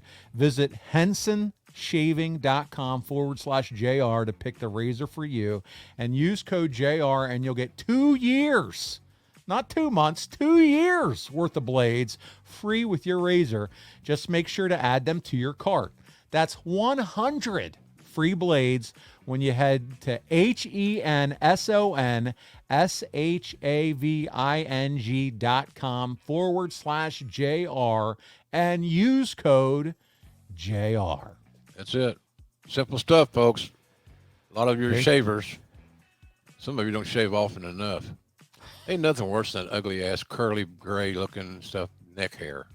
That's I got right. plenty of it. I don't like it. That's right. why I shave regularly. And if you're going to go to catering, make sure you're well shaved too, right, JR? Yeah, Put and wear a shave shirt, you dumbass. on. There you go. Check it out, hensonshaving.com/JR. Well, JR, we're at the show. We Good. made it. Can you believe it? No. And right away, the difference between the 14th Mania and the 13th Mania is the buy rate, pal. It's an increase of 208%. Did you guys expect that kind of an increase? I don't know what they expected. They expected a significant increase because of the significant investment in the show cost, namely Mike Tyson. Just to put it in perspective, guys, this is the second most bought pay-per-view in WWF history, just trailing WrestleMania 5. Amazing for a company that just a few months prior told Bret Hart they couldn't afford his contract, isn't it?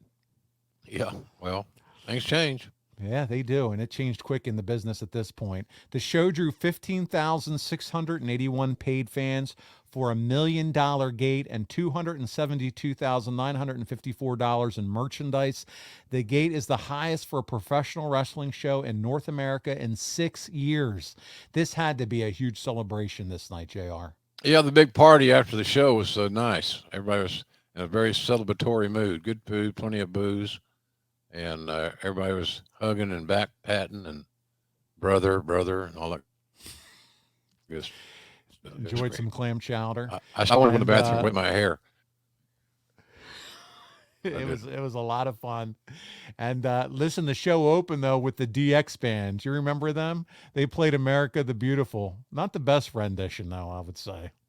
No, I haven't tried, but I've forgotten. Yeah, well, that's not a bad memory to forget. The first match is the Tag Team Battle Royal, where the winners get a shot at the Tag Team Championships at Unforgiven. So here's the list of teams. Here we go. We got the New Midnight Express. You got the Headbangers, Farouk and Kama.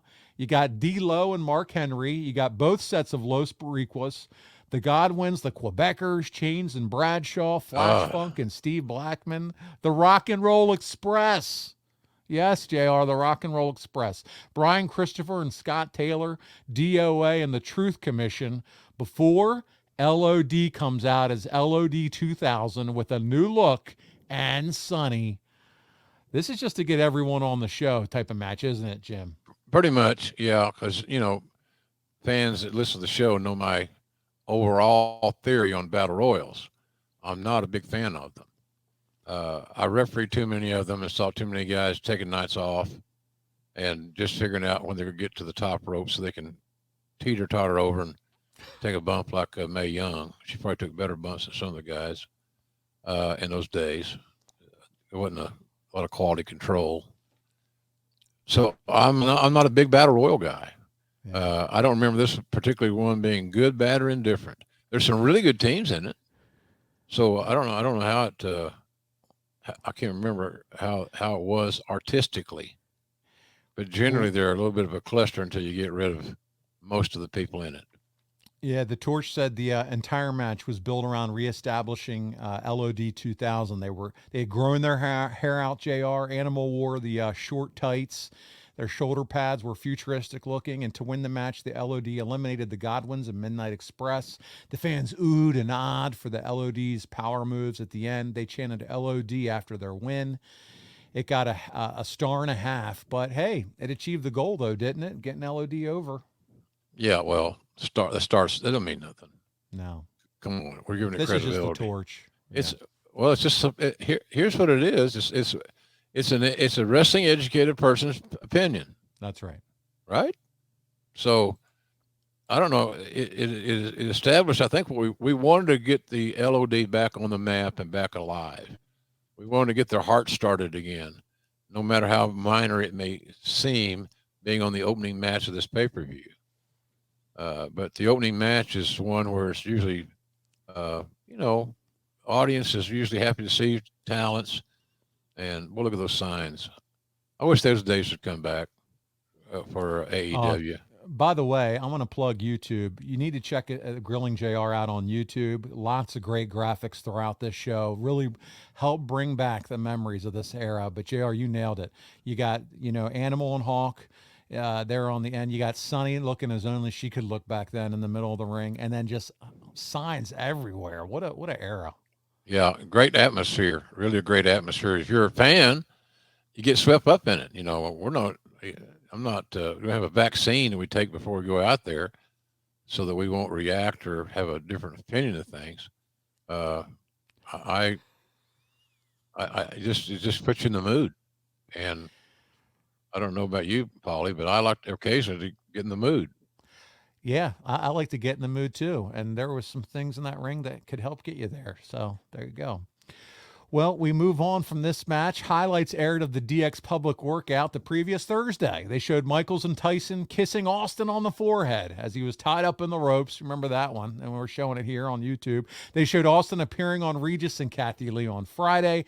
And JR talked about the 100 different reporters in attendance, including seven different London newspapers, the AP, New York Times, Boston Herald, Philadelphia Daily News, and Sports Illustrated, Jim. This was a huge deal for WWF back then. Yeah, and those weren't made up fictional entities. All those people were there, and there's a lot more than that. But a lot just going to illustrate some of the main players in that game, in that world, and that they were following the story. It was a big enough story for these London papers and things like that internationally. It was a big enough story for them to cover it. And so you kind of knew it was going to be over because, again, Tyson, Shawn, Steve, that whole stew that we're mixing up was going to taste pretty good. JR, next up, Taka Michinoku beat Aguila in 5 minutes, 58 seconds to retain the WWF Light Heavyweight title. They exchanged flying moves off the top rope to the floor in the opening 2 minutes. Fans applauded some of the acrobatic high spots and oohed and ahed at other times. Fun to watch for the high spots, JR, but not much of a storyline and no long-term selling. They hit a few near falls in the final minute, leading to Taka catching Aguila with the drop kick. And then he hit the Michinoku driver for the pin.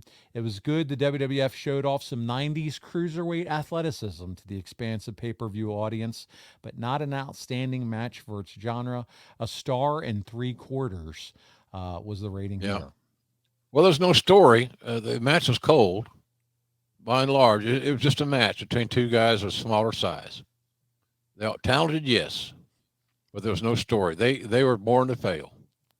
Anybody that's acting surprised or were surprised at this match, you shouldn't be.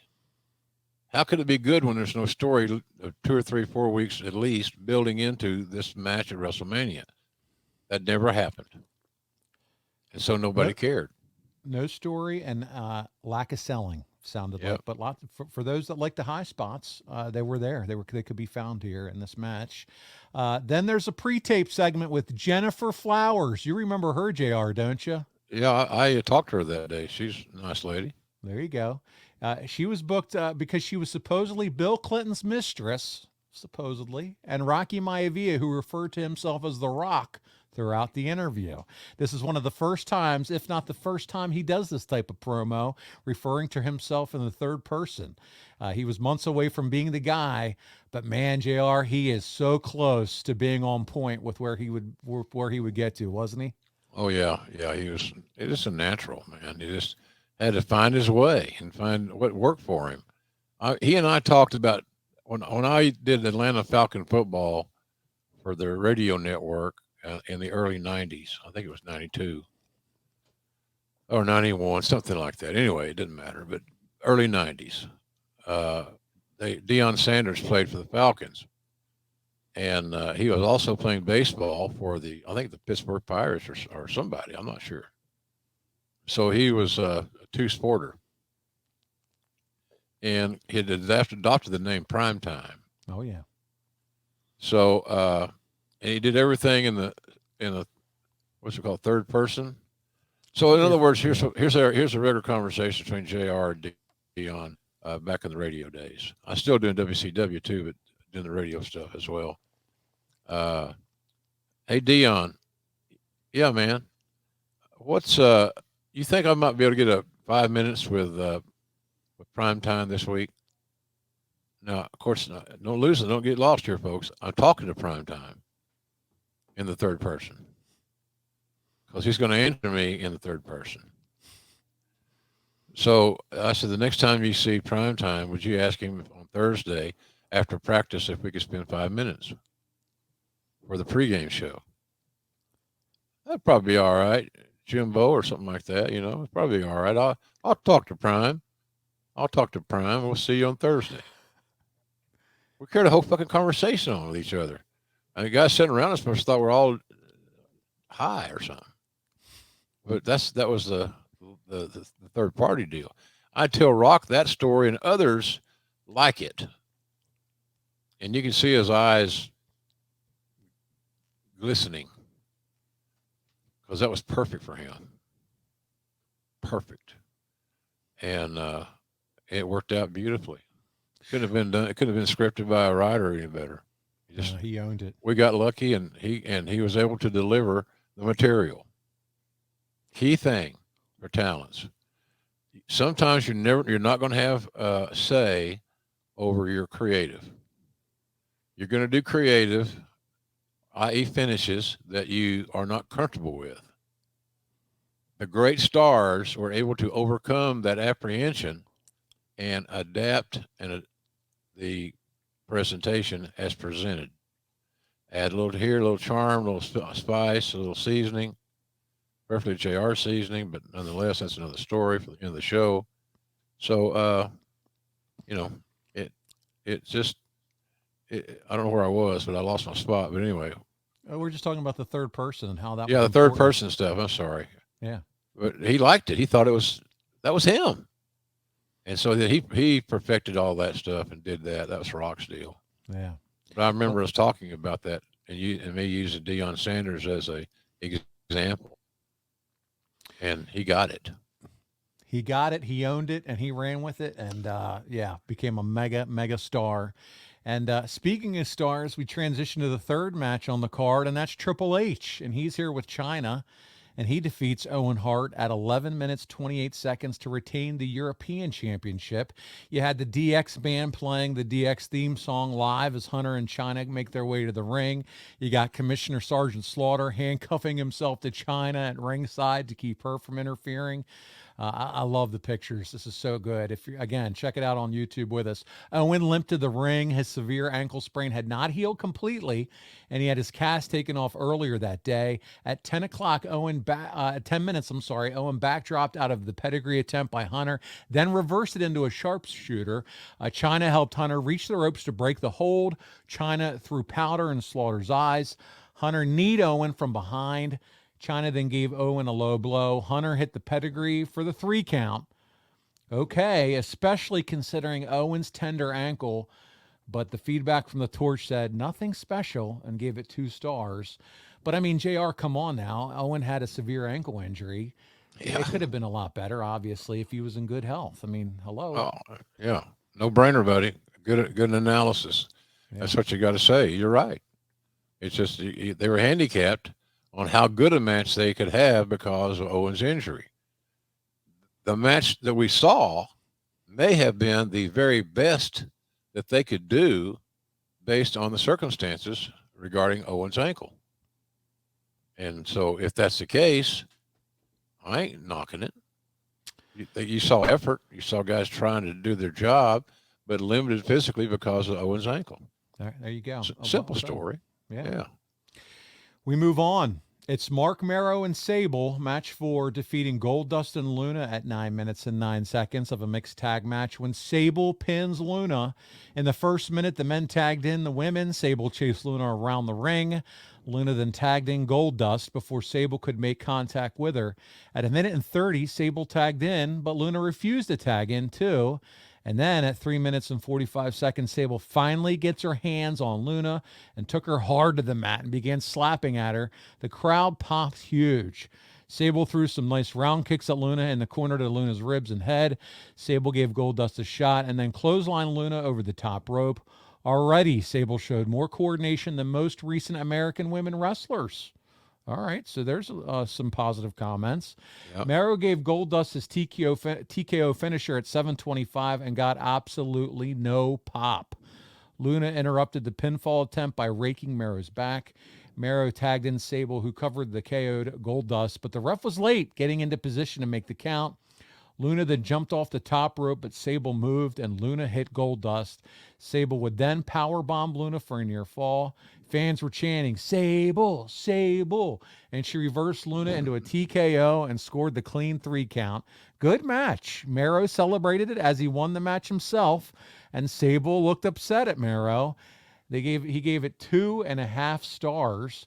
But this is quite the coming out party here for Sable, and you can't discuss this without good job Luna did in helping get her over the way here. Yeah, Sable could not have done that dance by herself. Luna was a key, very much a key to that whole situation.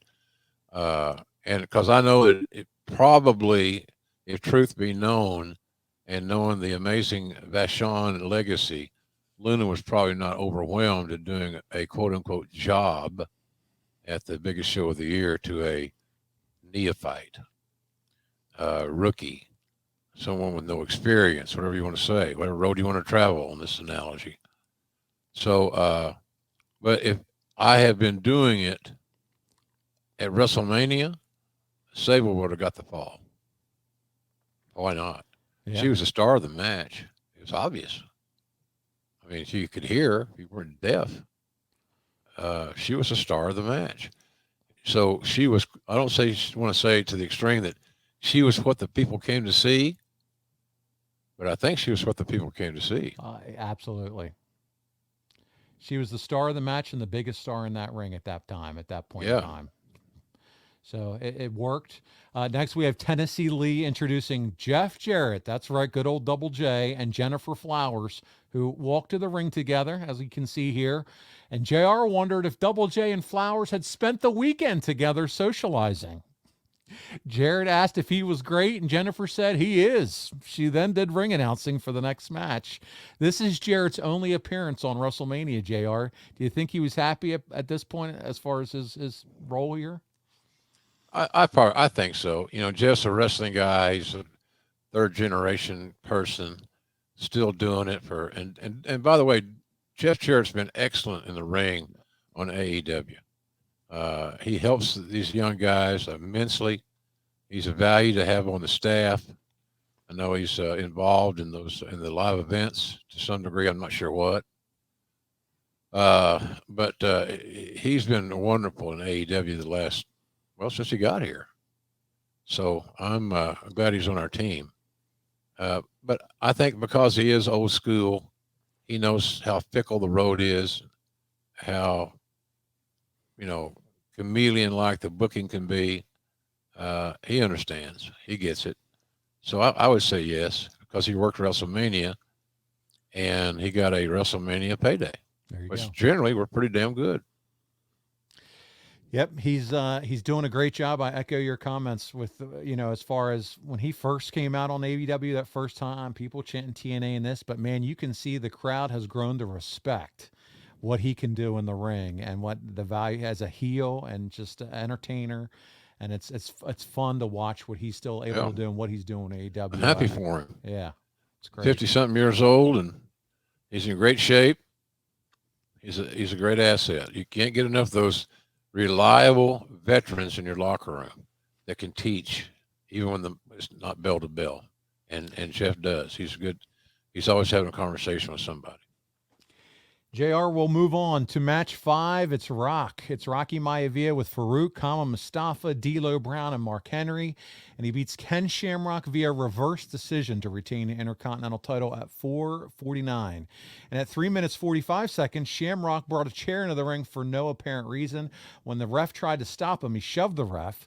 When he turned around, Rocky nailed him with a stiff chair shot. And when Rocky went for the pin, Shamrock kicked out with authority. Shamrock snapped and hit a power slam and belly to belly, then applied his ankle lock submission for a clean tap out win. After the match, the Nation of Domination attacked him, so he gave them belly to belly suplexes. Then he reapplied an ankle lock. At that point, the referee reversed his decision and gave Rocky the win via DQ. But this is what they like to call a dusty finish, but the title was better to be on Rock. But the match itself, according to the notes here, made very little sense. After the match, Shamrock destroys everyone but Farouk, who bails, and Shamrock snapped again and beat up the officials once again. But this always seemed like the fail-safe plan for Ken, didn't it? Yeah, a little maniacal, out of control. We should have been much more creative. Okay, here it is. So many years later, you think anybody in pro wrestling, the fans, folks that listen to this show, watch this show on YouTube, and so forth, really give a shit who won that match? Seriously, wouldn't it have been for the time? You had one star in that match, and I love Kenny Shamrock as much as anybody. Always have. I love his toughness, and he's a man's man. And we had some interesting times together, as far as having chats. But I grew to respect the hell out of him. So, and I hope that he respects me, because we got down to the nitty gritty 2 or 3 times. It just, Kenny just had trouble socially adapting, but that don't make him a bad guy. So, but Kenny should have lost that match. Rock should have got he could have, look, he had all kinds of toys out there. You can do it. You got Pat Patterson, and, calling finishes. Pat can give you 50 heel screws in 50 seconds. I'm facetious, but you know what I'm saying. Yeah. That was his mastery. Yeah, no one better in the game. No. So I'd rely on that resource. Hey, Pat, I need to finish for Rock to go over with a heel screw on Shamrock. But along the way, we want to give Shamrock some shine. There you go. They ended up giving it. Yeah, go ahead. That canvas is all Patterson needed. And he'd paint you a picture based on what you told him.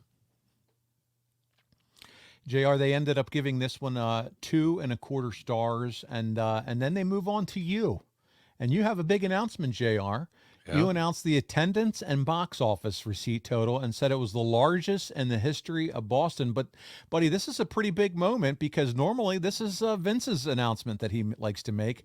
This is the first time you were able to announce a WrestleMania all by yourself. Is this something that you can kind of look back now and hang your cowboy hat on? Yeah, a little bit. Proud moment. Just the not quitting the journey. I've been told forever. Before Bell's palsy, I was told I sounded too Southern by some. And that was a negative toward me. It sounds too Southern.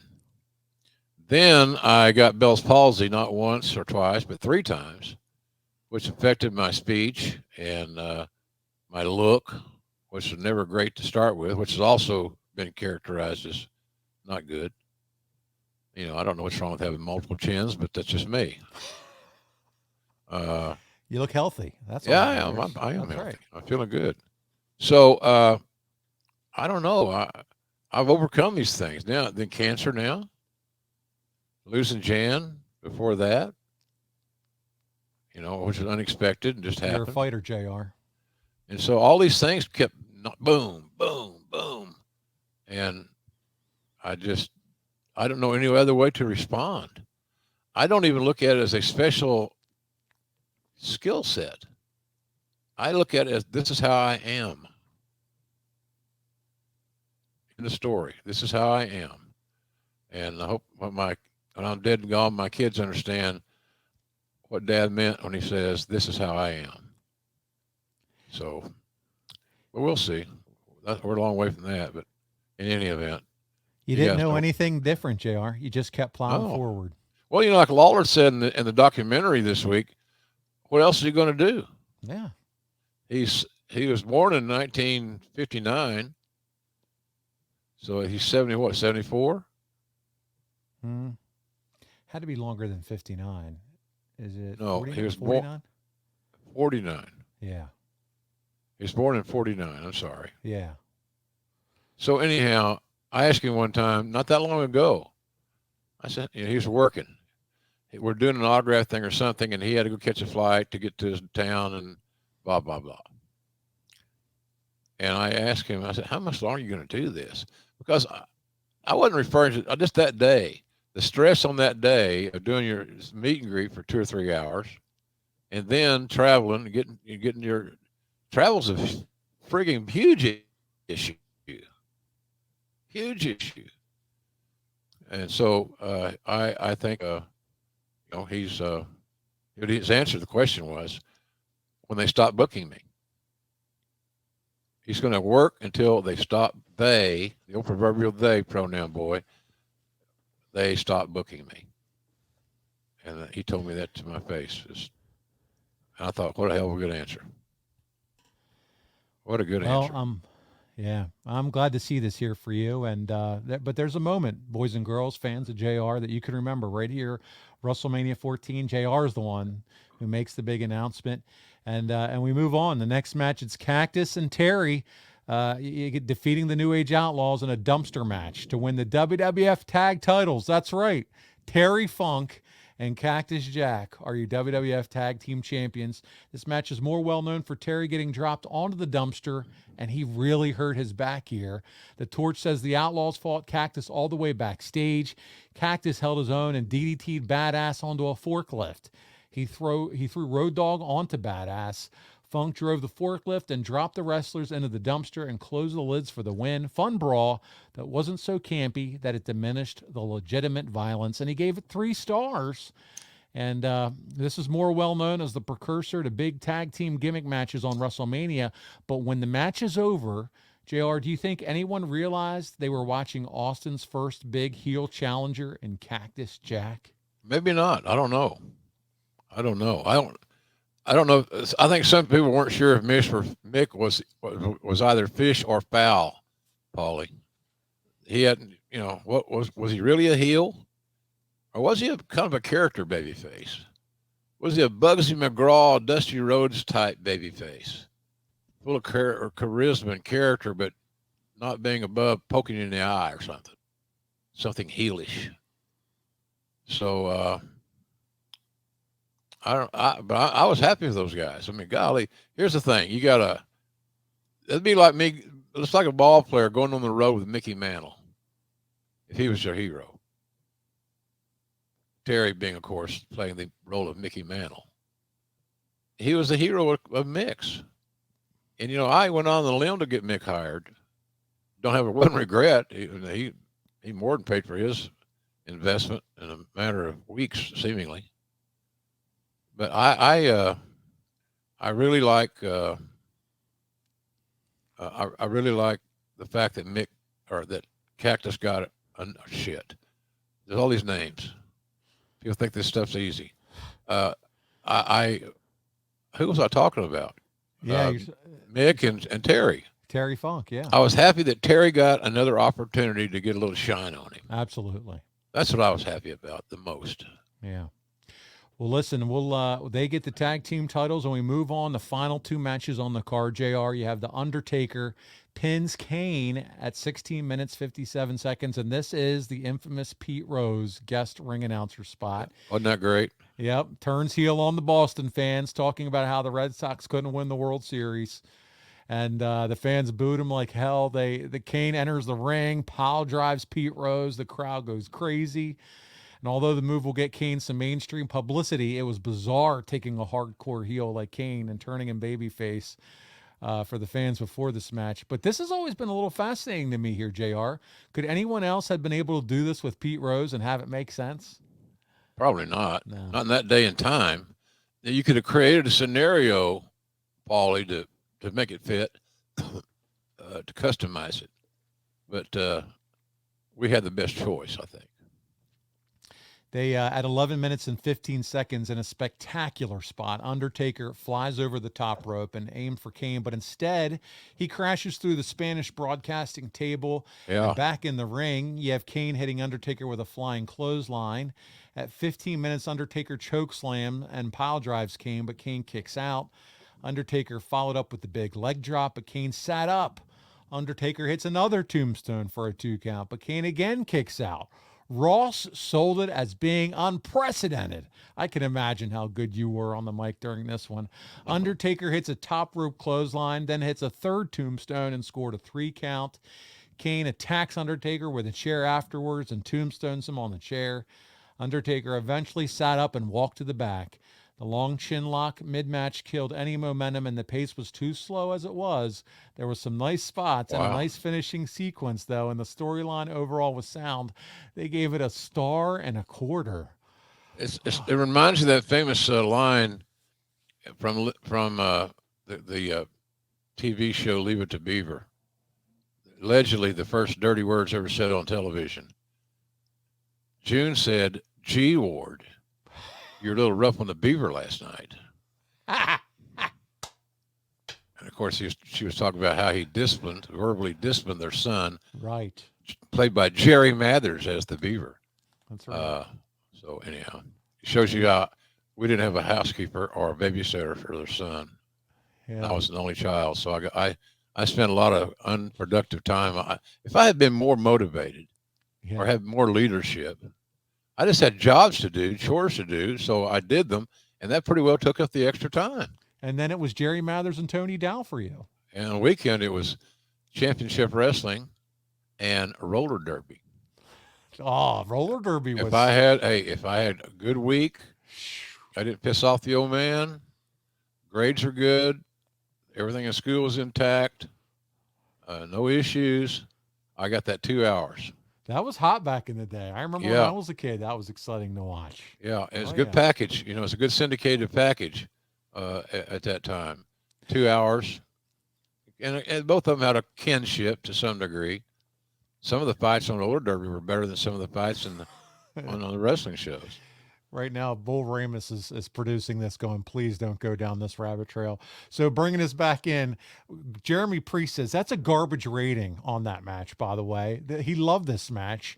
And there you go. They gave it a 1.25 stars. I mean, come on. So yeah, that's what it discredits it to some degree. But as long as we remember what it is, it's one person's opinion. Yeah, that's right. That's all it is. That's all it is. And so there we go. Let's get on to the big one, JR. Let's talk about it. Steve Austin pinning Shawn Michaels.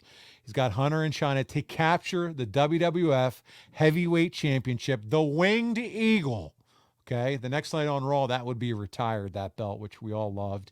20 minutes and 1 second. A well-produced video airs before the match. Mike Tyson comes to the ring first wearing a DX t-shirt and doing the old chop, the X chop, the DX chop.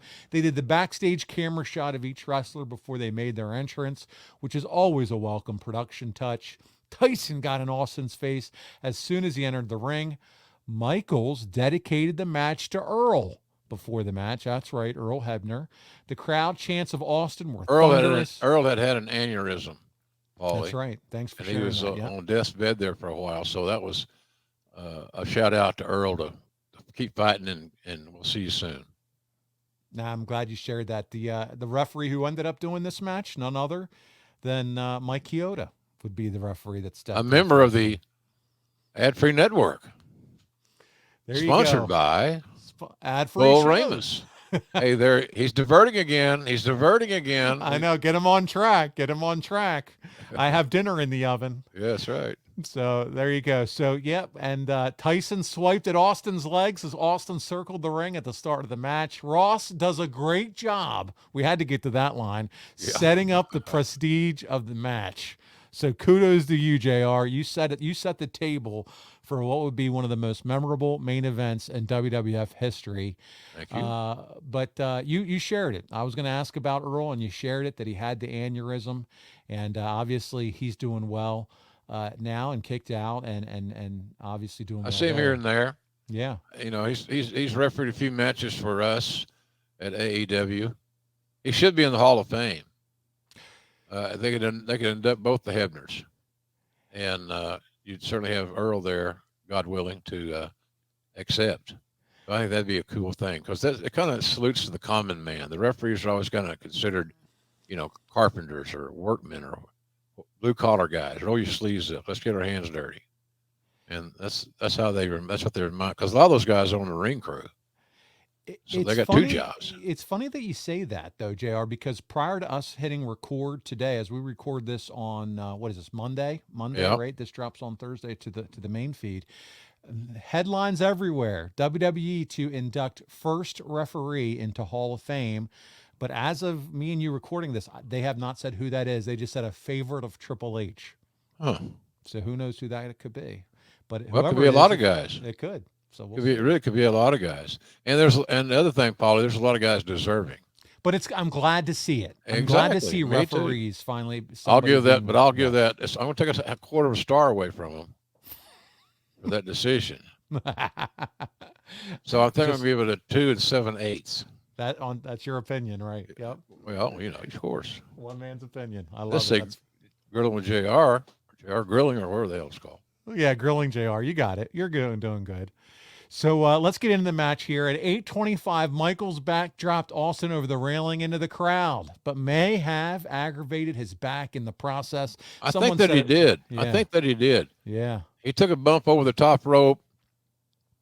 That lower back got caught on the apron, which I still am amazed that he has trouble clearing that bump. And he can take any other bump in the world. Unbelievable. He's just had trouble with that specific bump hitting in the basic same place every time, his lower back, which is really afflicted. There's guys in the chat saying you could tell he was in pain just coming to the ring, let alone now re-aggravating it here, in this match. He was waiting on the adrenaline to start flowing so he could exhale.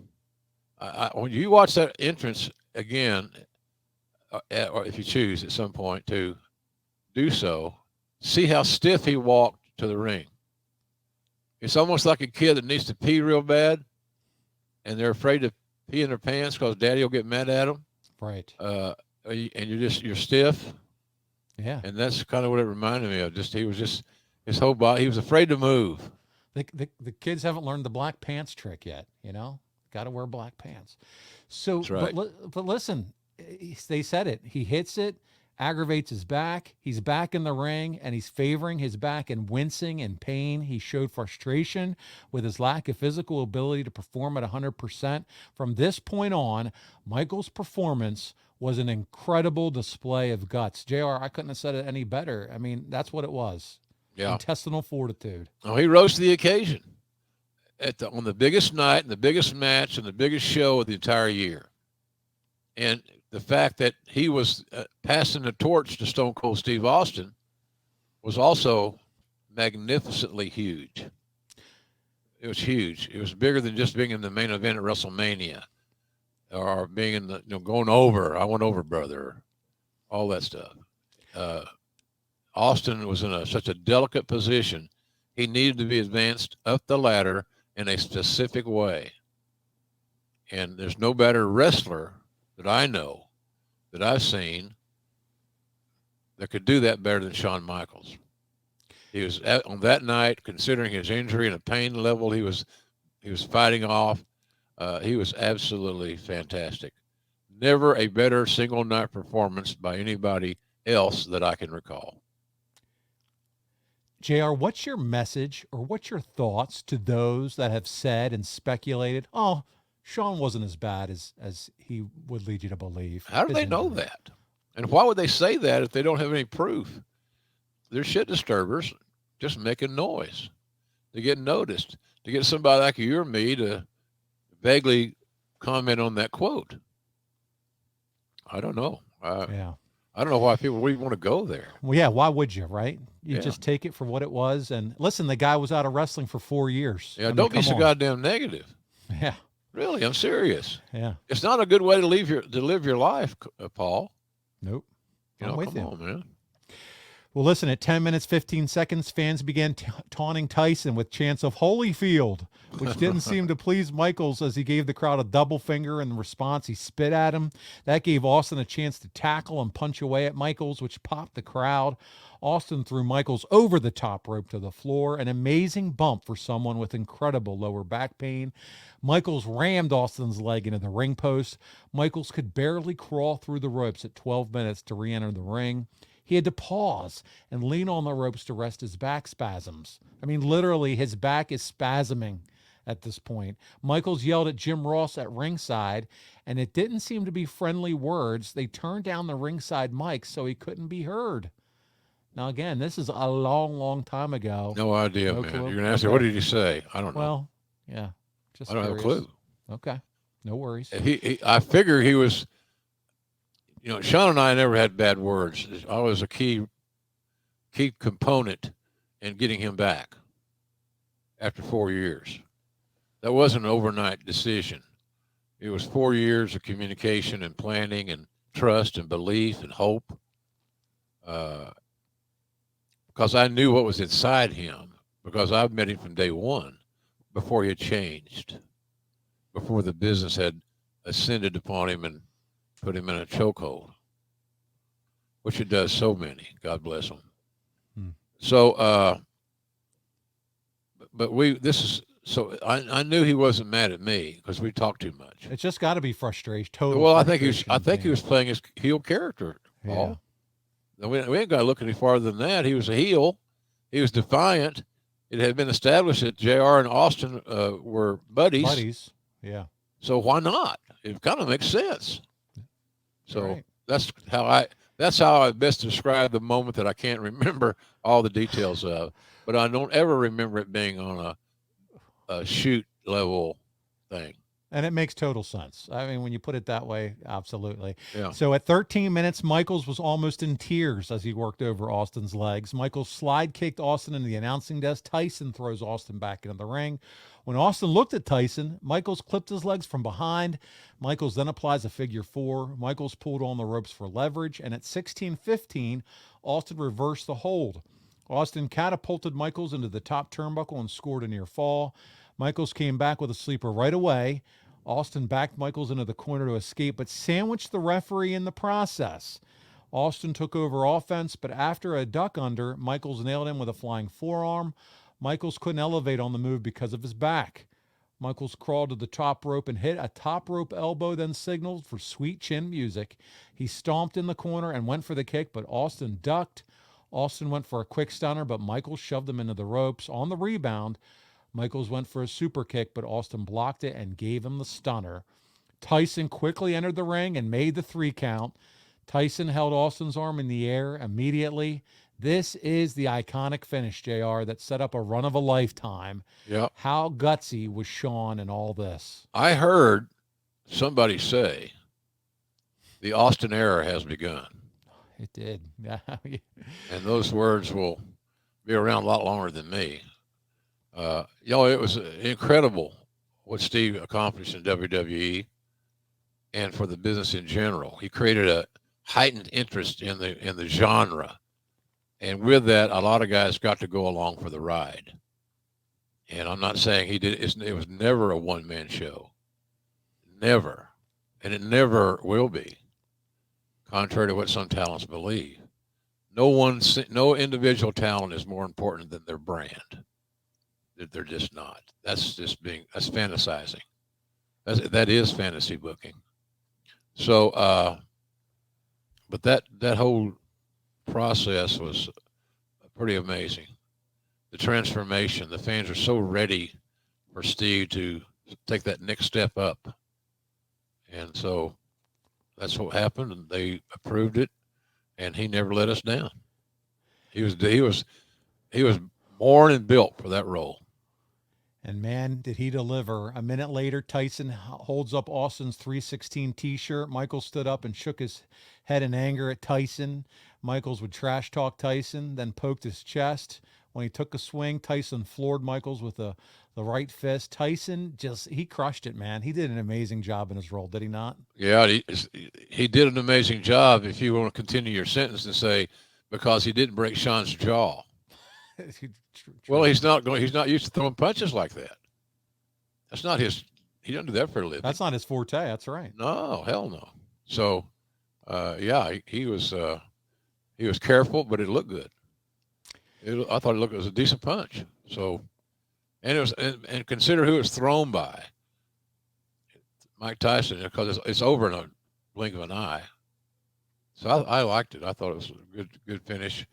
And Shawn took that bump, and he took the shot to the jaw. And I'm sure if he'd not wanted to, nobody would have said a word. Why would you, after what he's already done? So. JR, we wrap up the coverage from the Torch with the following thoughts. They said this match showed that Austin is a virtually fully functioning wrestler again, which is amazing considering that he was close to retiring 6 months ago due to a severe neck injury. It's also still scary because he could take a wrong bump at any time, but he seems to be effectively avoiding the most high-risk neck compression bumps that doctors told him are most dangerous. The finishing sequence was well conceived and well executed. The clean pinfall counts for something too. Both wrestlers showed they have pride in just not fan pops, gate receipts, buy rate levels, and merchandise sales, but actually delivering in the ring and taking chances to put on great performances. They clearly wanted to show the low expectations were unwarranted. What could this match have been if the wrestlers were both 100%? Jim Ross came through with his traditional, untouchable, big match performance, elevating the match a level higher than it was. Well, I got a quarter of a star, I bet. 3 3/4 stars overall. Jim, it was 3.5, and you gave it 3 3/4. Well, I just want to thank the Academy, all my fans. That's really a great compliment, though. Oh, Man. it is. I don't take it for granted. Traditional, untouchable, big match performance. I blow it off, but I don't really. It's good to hear that. Mm. And you said it. You said, Paulie, earlier when we started the show, when this was over, it was celebration time for a job well done all the way around, wasn't it? Yeah, it was a big team effort because it was a hell of a show and a big show, a lot of moving parts, successful as we've talked about the numbers. So it was time to have a celebratory snapple, if you will, and move on, have some fun. And guess what we get to do? In about 12 hours, we get to do Raw. Yeah. It's Raw time, and it's keeping the momentum going and starting some of those storylines over again. And Yep. man, what an event! And this one still feels it holds the test of time. It's a landmark event, and it's very well remembered. And I know a lot of fans are going to enjoy listening to this one and your take on this event. And my goodness, we have a few fan questions that we're going to roll through, JR, and All then right. I'm ready. so Let's roll. Let's roll through them. We have Instagram, a wrestling historian. If Michaels couldn't perform, who would have been the best replacement option for Austin? I don't know, maybe Thanks. Triple H or Mick. It's just you got to tell a story on the fly. So I don't know.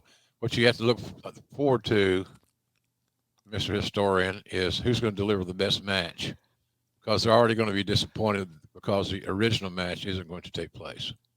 So who's going to give the best performance in this makeshift scenario? That would be your question, your answer. There you go. Ari Rosenbaum's up next. I was there live, JR. The crowd popped huge for the Pete Rose tombstone from Kane, which started their annual WrestleMania feud. Any great Pete Rose stories? Not that I can tell.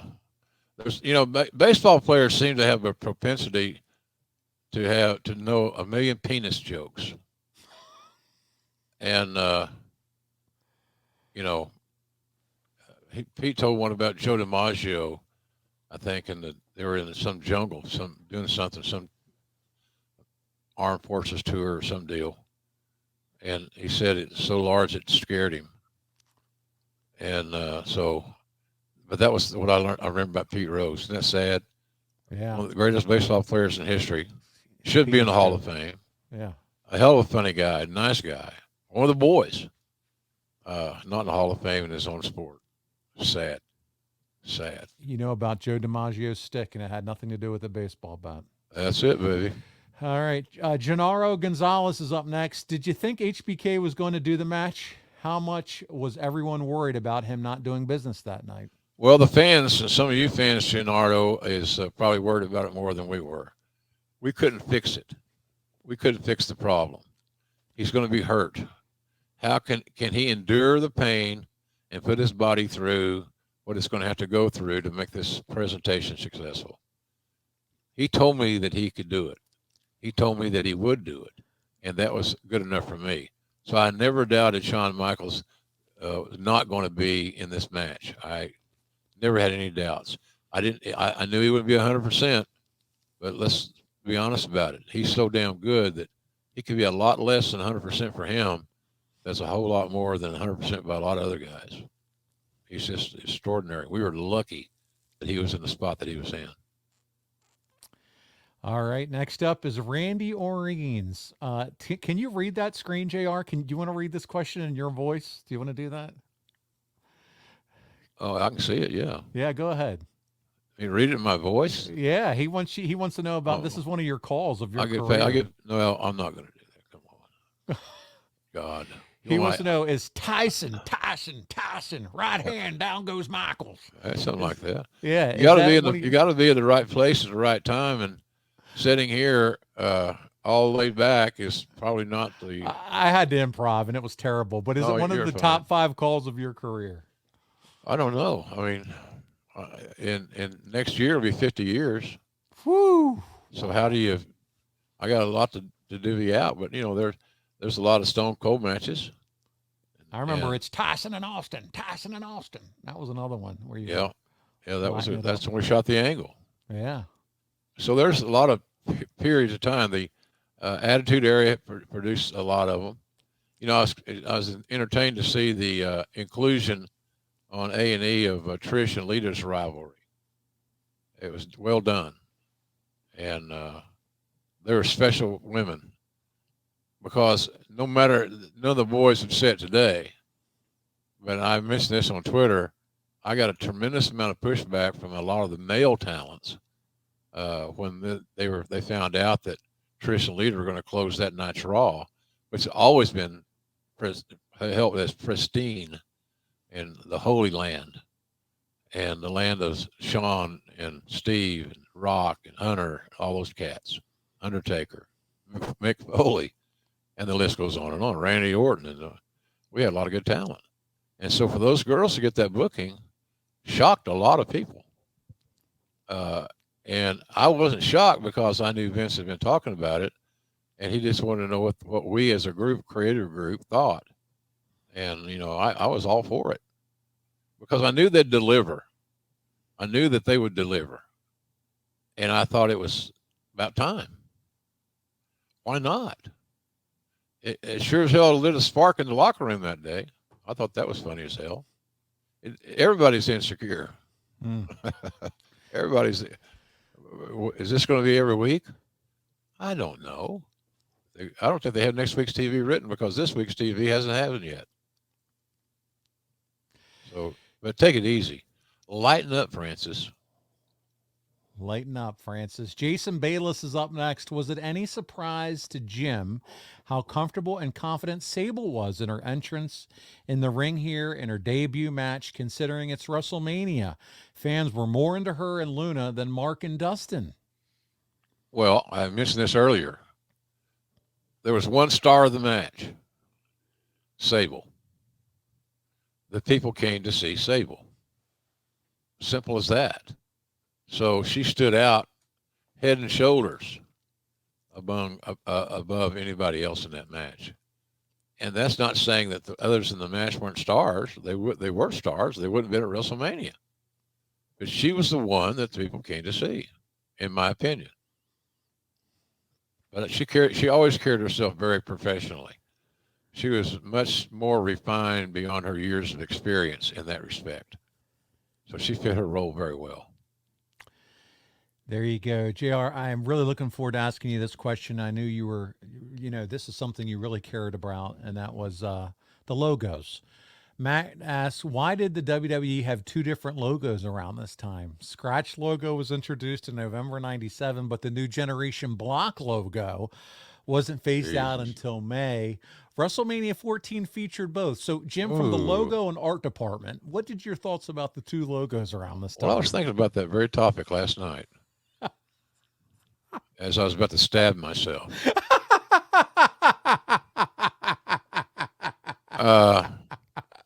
I love you for that. I'm not a logo guy.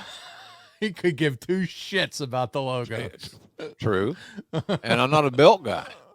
Right. Some I like better than others. So I don't hate them. I don't hate any of them. Right. But no, I don't. I'm not. I don't know. I know that the scratch logo I know was designed for the Attitude Era. That's correct. And when the Attitude Era faded away, they changed logos, changed images. So I think that's as simple as I can make that story. Matt, we love you. Keep the questions coming. We'll move on to Adam Leeson. Did JR realize how important his call about the Austin era beginning would be and how often it would be used throughout the years? Well, you never really, I don't anyway, think of the importance of something I said in the moment. I don't, rear back on my chest in my chair and during the commercial break and said, well, that was a hell of a line, huh, King? You're too involved. You're too invested. And I'm still that way. That'll be on the network for years to come. Well, it might be. Yeah, Might but be. that wasn't your mindset, is what you're saying. You just did your job. You got excited and called it as you saw it. Yeah, right. Yeah. Well, it makes it more real. That's the same philosophy I have about not knowing the finishes. If I don't know them, I'm better off, I think. And if I think I'm better off in doing an ad lib, spontaneous performance, then that's good. That's what you want to feel. That's right. We want to feel like what we're thinking, and you accentuate it, and you take it, you elevate it. So I love it. Brad Stanton's up next, our buddy from Pennsylvania here. Grill and JR. Bischoff always says he knew he was in trouble when Mike Tyson came to Raw. Do you agree with that? Well, I can't say yes or no for Eric. If he said it, then he meant it. Yeah. Number one, I knew that we were on to something because it was just such an intriguing idea. And when you sit down and actually focus on the potential creative of utilizing Mike Tyson in your weekly TV show, you win because there's so many options. And we got in, I think, on the lightning the star was still shining for Mike at that time. Lesser degree, obviously, because he wasn't fighting. But still, he was seemingly getting a little resurrection. And we kind of got in on that. And maybe it contributed to it. I probably did, I'm sure. So, but I thought it was going to be special. How special, you never know. But it felt like it had a good chance of being successful.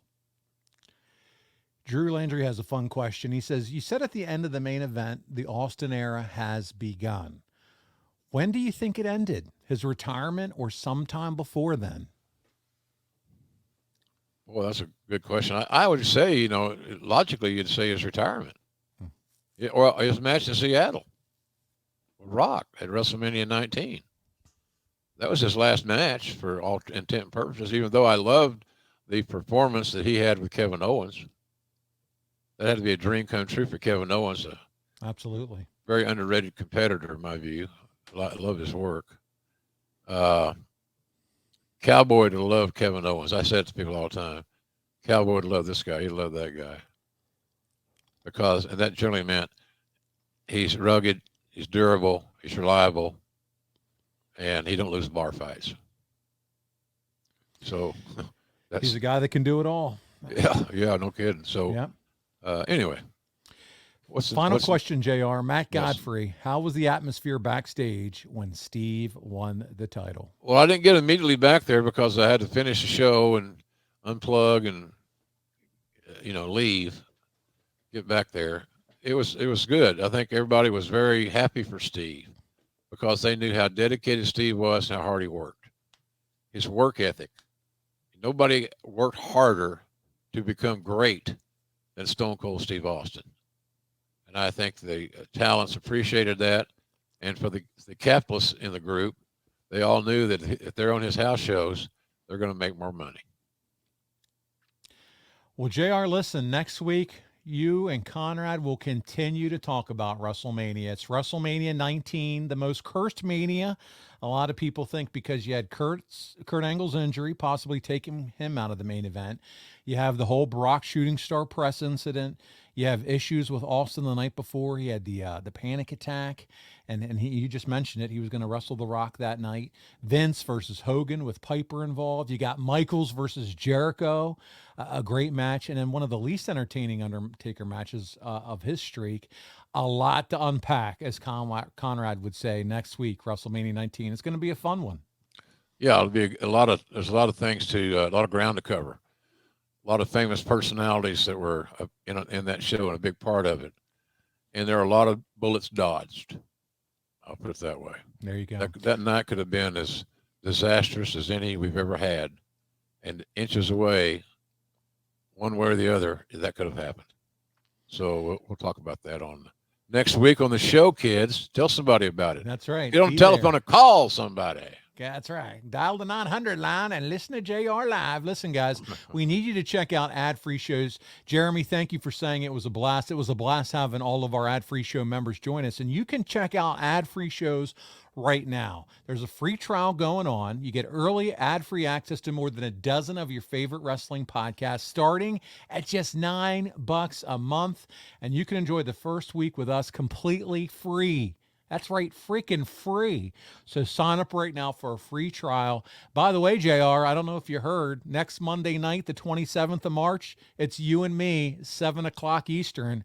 Really? We're going live with our AFS members. It'll be PG-14 What are or we maybe doing? even R. We're going to have fun, pal. Is that Q&A? We're going to do a Q&A live with our good. ad-free show members. All right. Well, I like Q&As. Yeah, and it's We'll going to see how many stupid questions there are. Oh, I hope there's a lot because that's when there'll you be get a lot. fired up. I mean, There'll be a lot. and I'm going to stir the pot. So we're going to have I'm fun. sure you will. You're a Oh, pot hell stirrer yeah. from way back. That's right. And we're going to have fun that night. We're going to talk about all kinds of good stuff.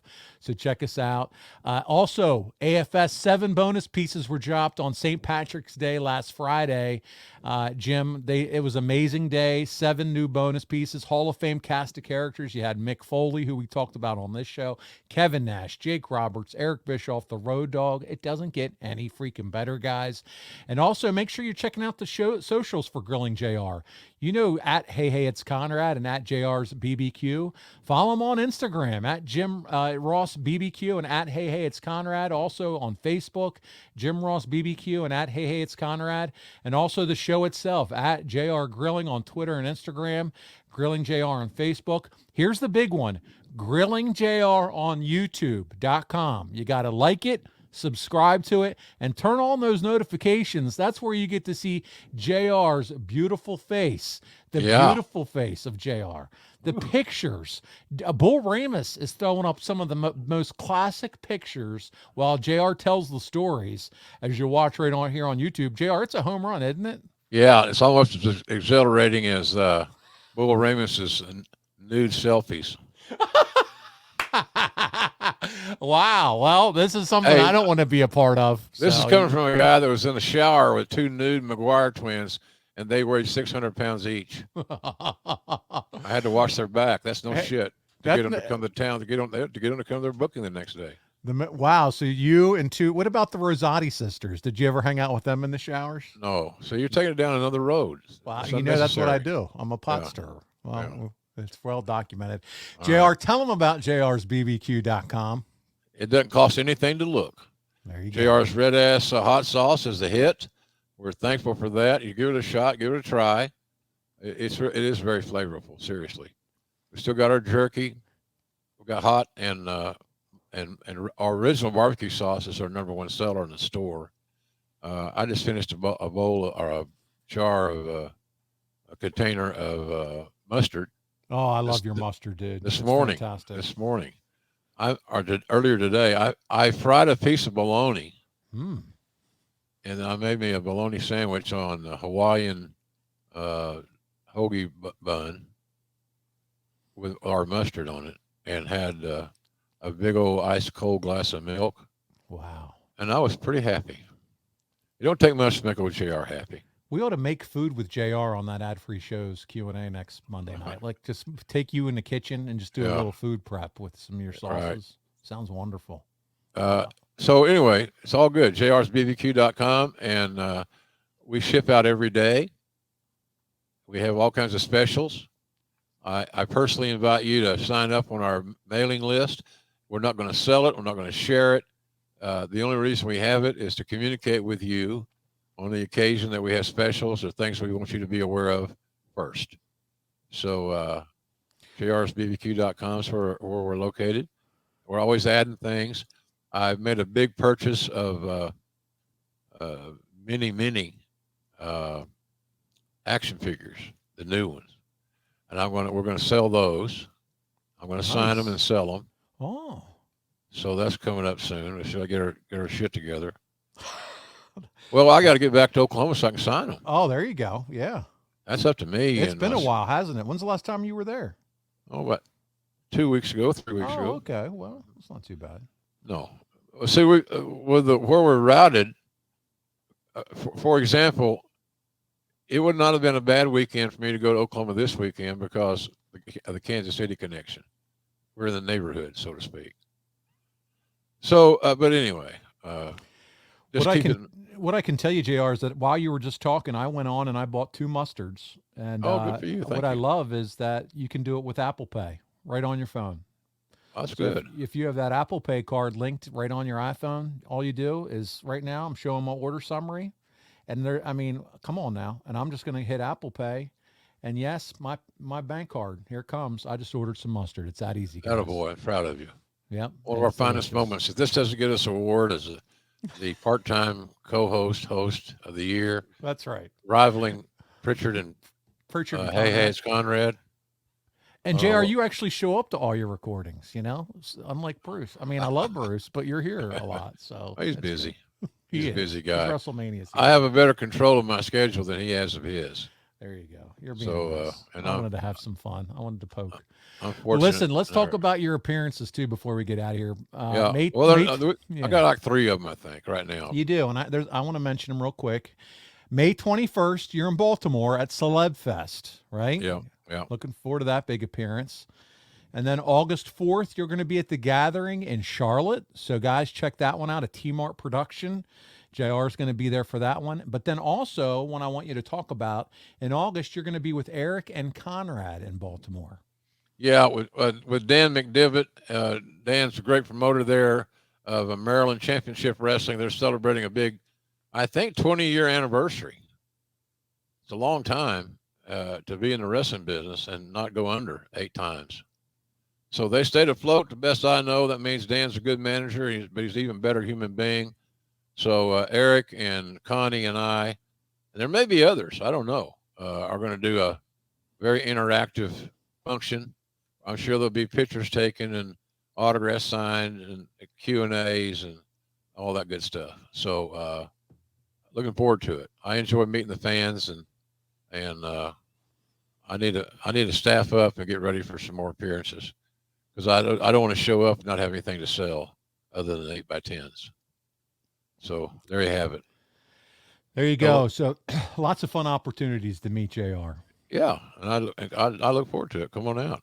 I don't have many more of these appearances I got in me, but I'm going to keep doing them because I have fun doing them. It's a fun experience. So humor me. Humor him, get some great pictures, spend a little time with JR. Make sure you check out his salsas. Last plug of the week, you can find all these awesome merchandise and shirts and t-shirts at grillingjrshirts.com. Look at that one, JR. By God, redemption. Look at that.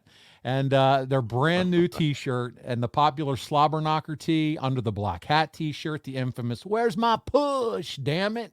That t-shirt's there. You got tumblers, cutting boards, and even a JR Slam Buddy. So if you want to take out a little frustration and you want to have a little fight with JR, you can punch around your Slam Buddy. I'm not going to sell a damn thing. Oh, man, JR, this has been a blast. So check it out, grillingjrshirts.com. JR, thank you for doing this with me this week. Thank you, Paul. I hope Conrad's all right.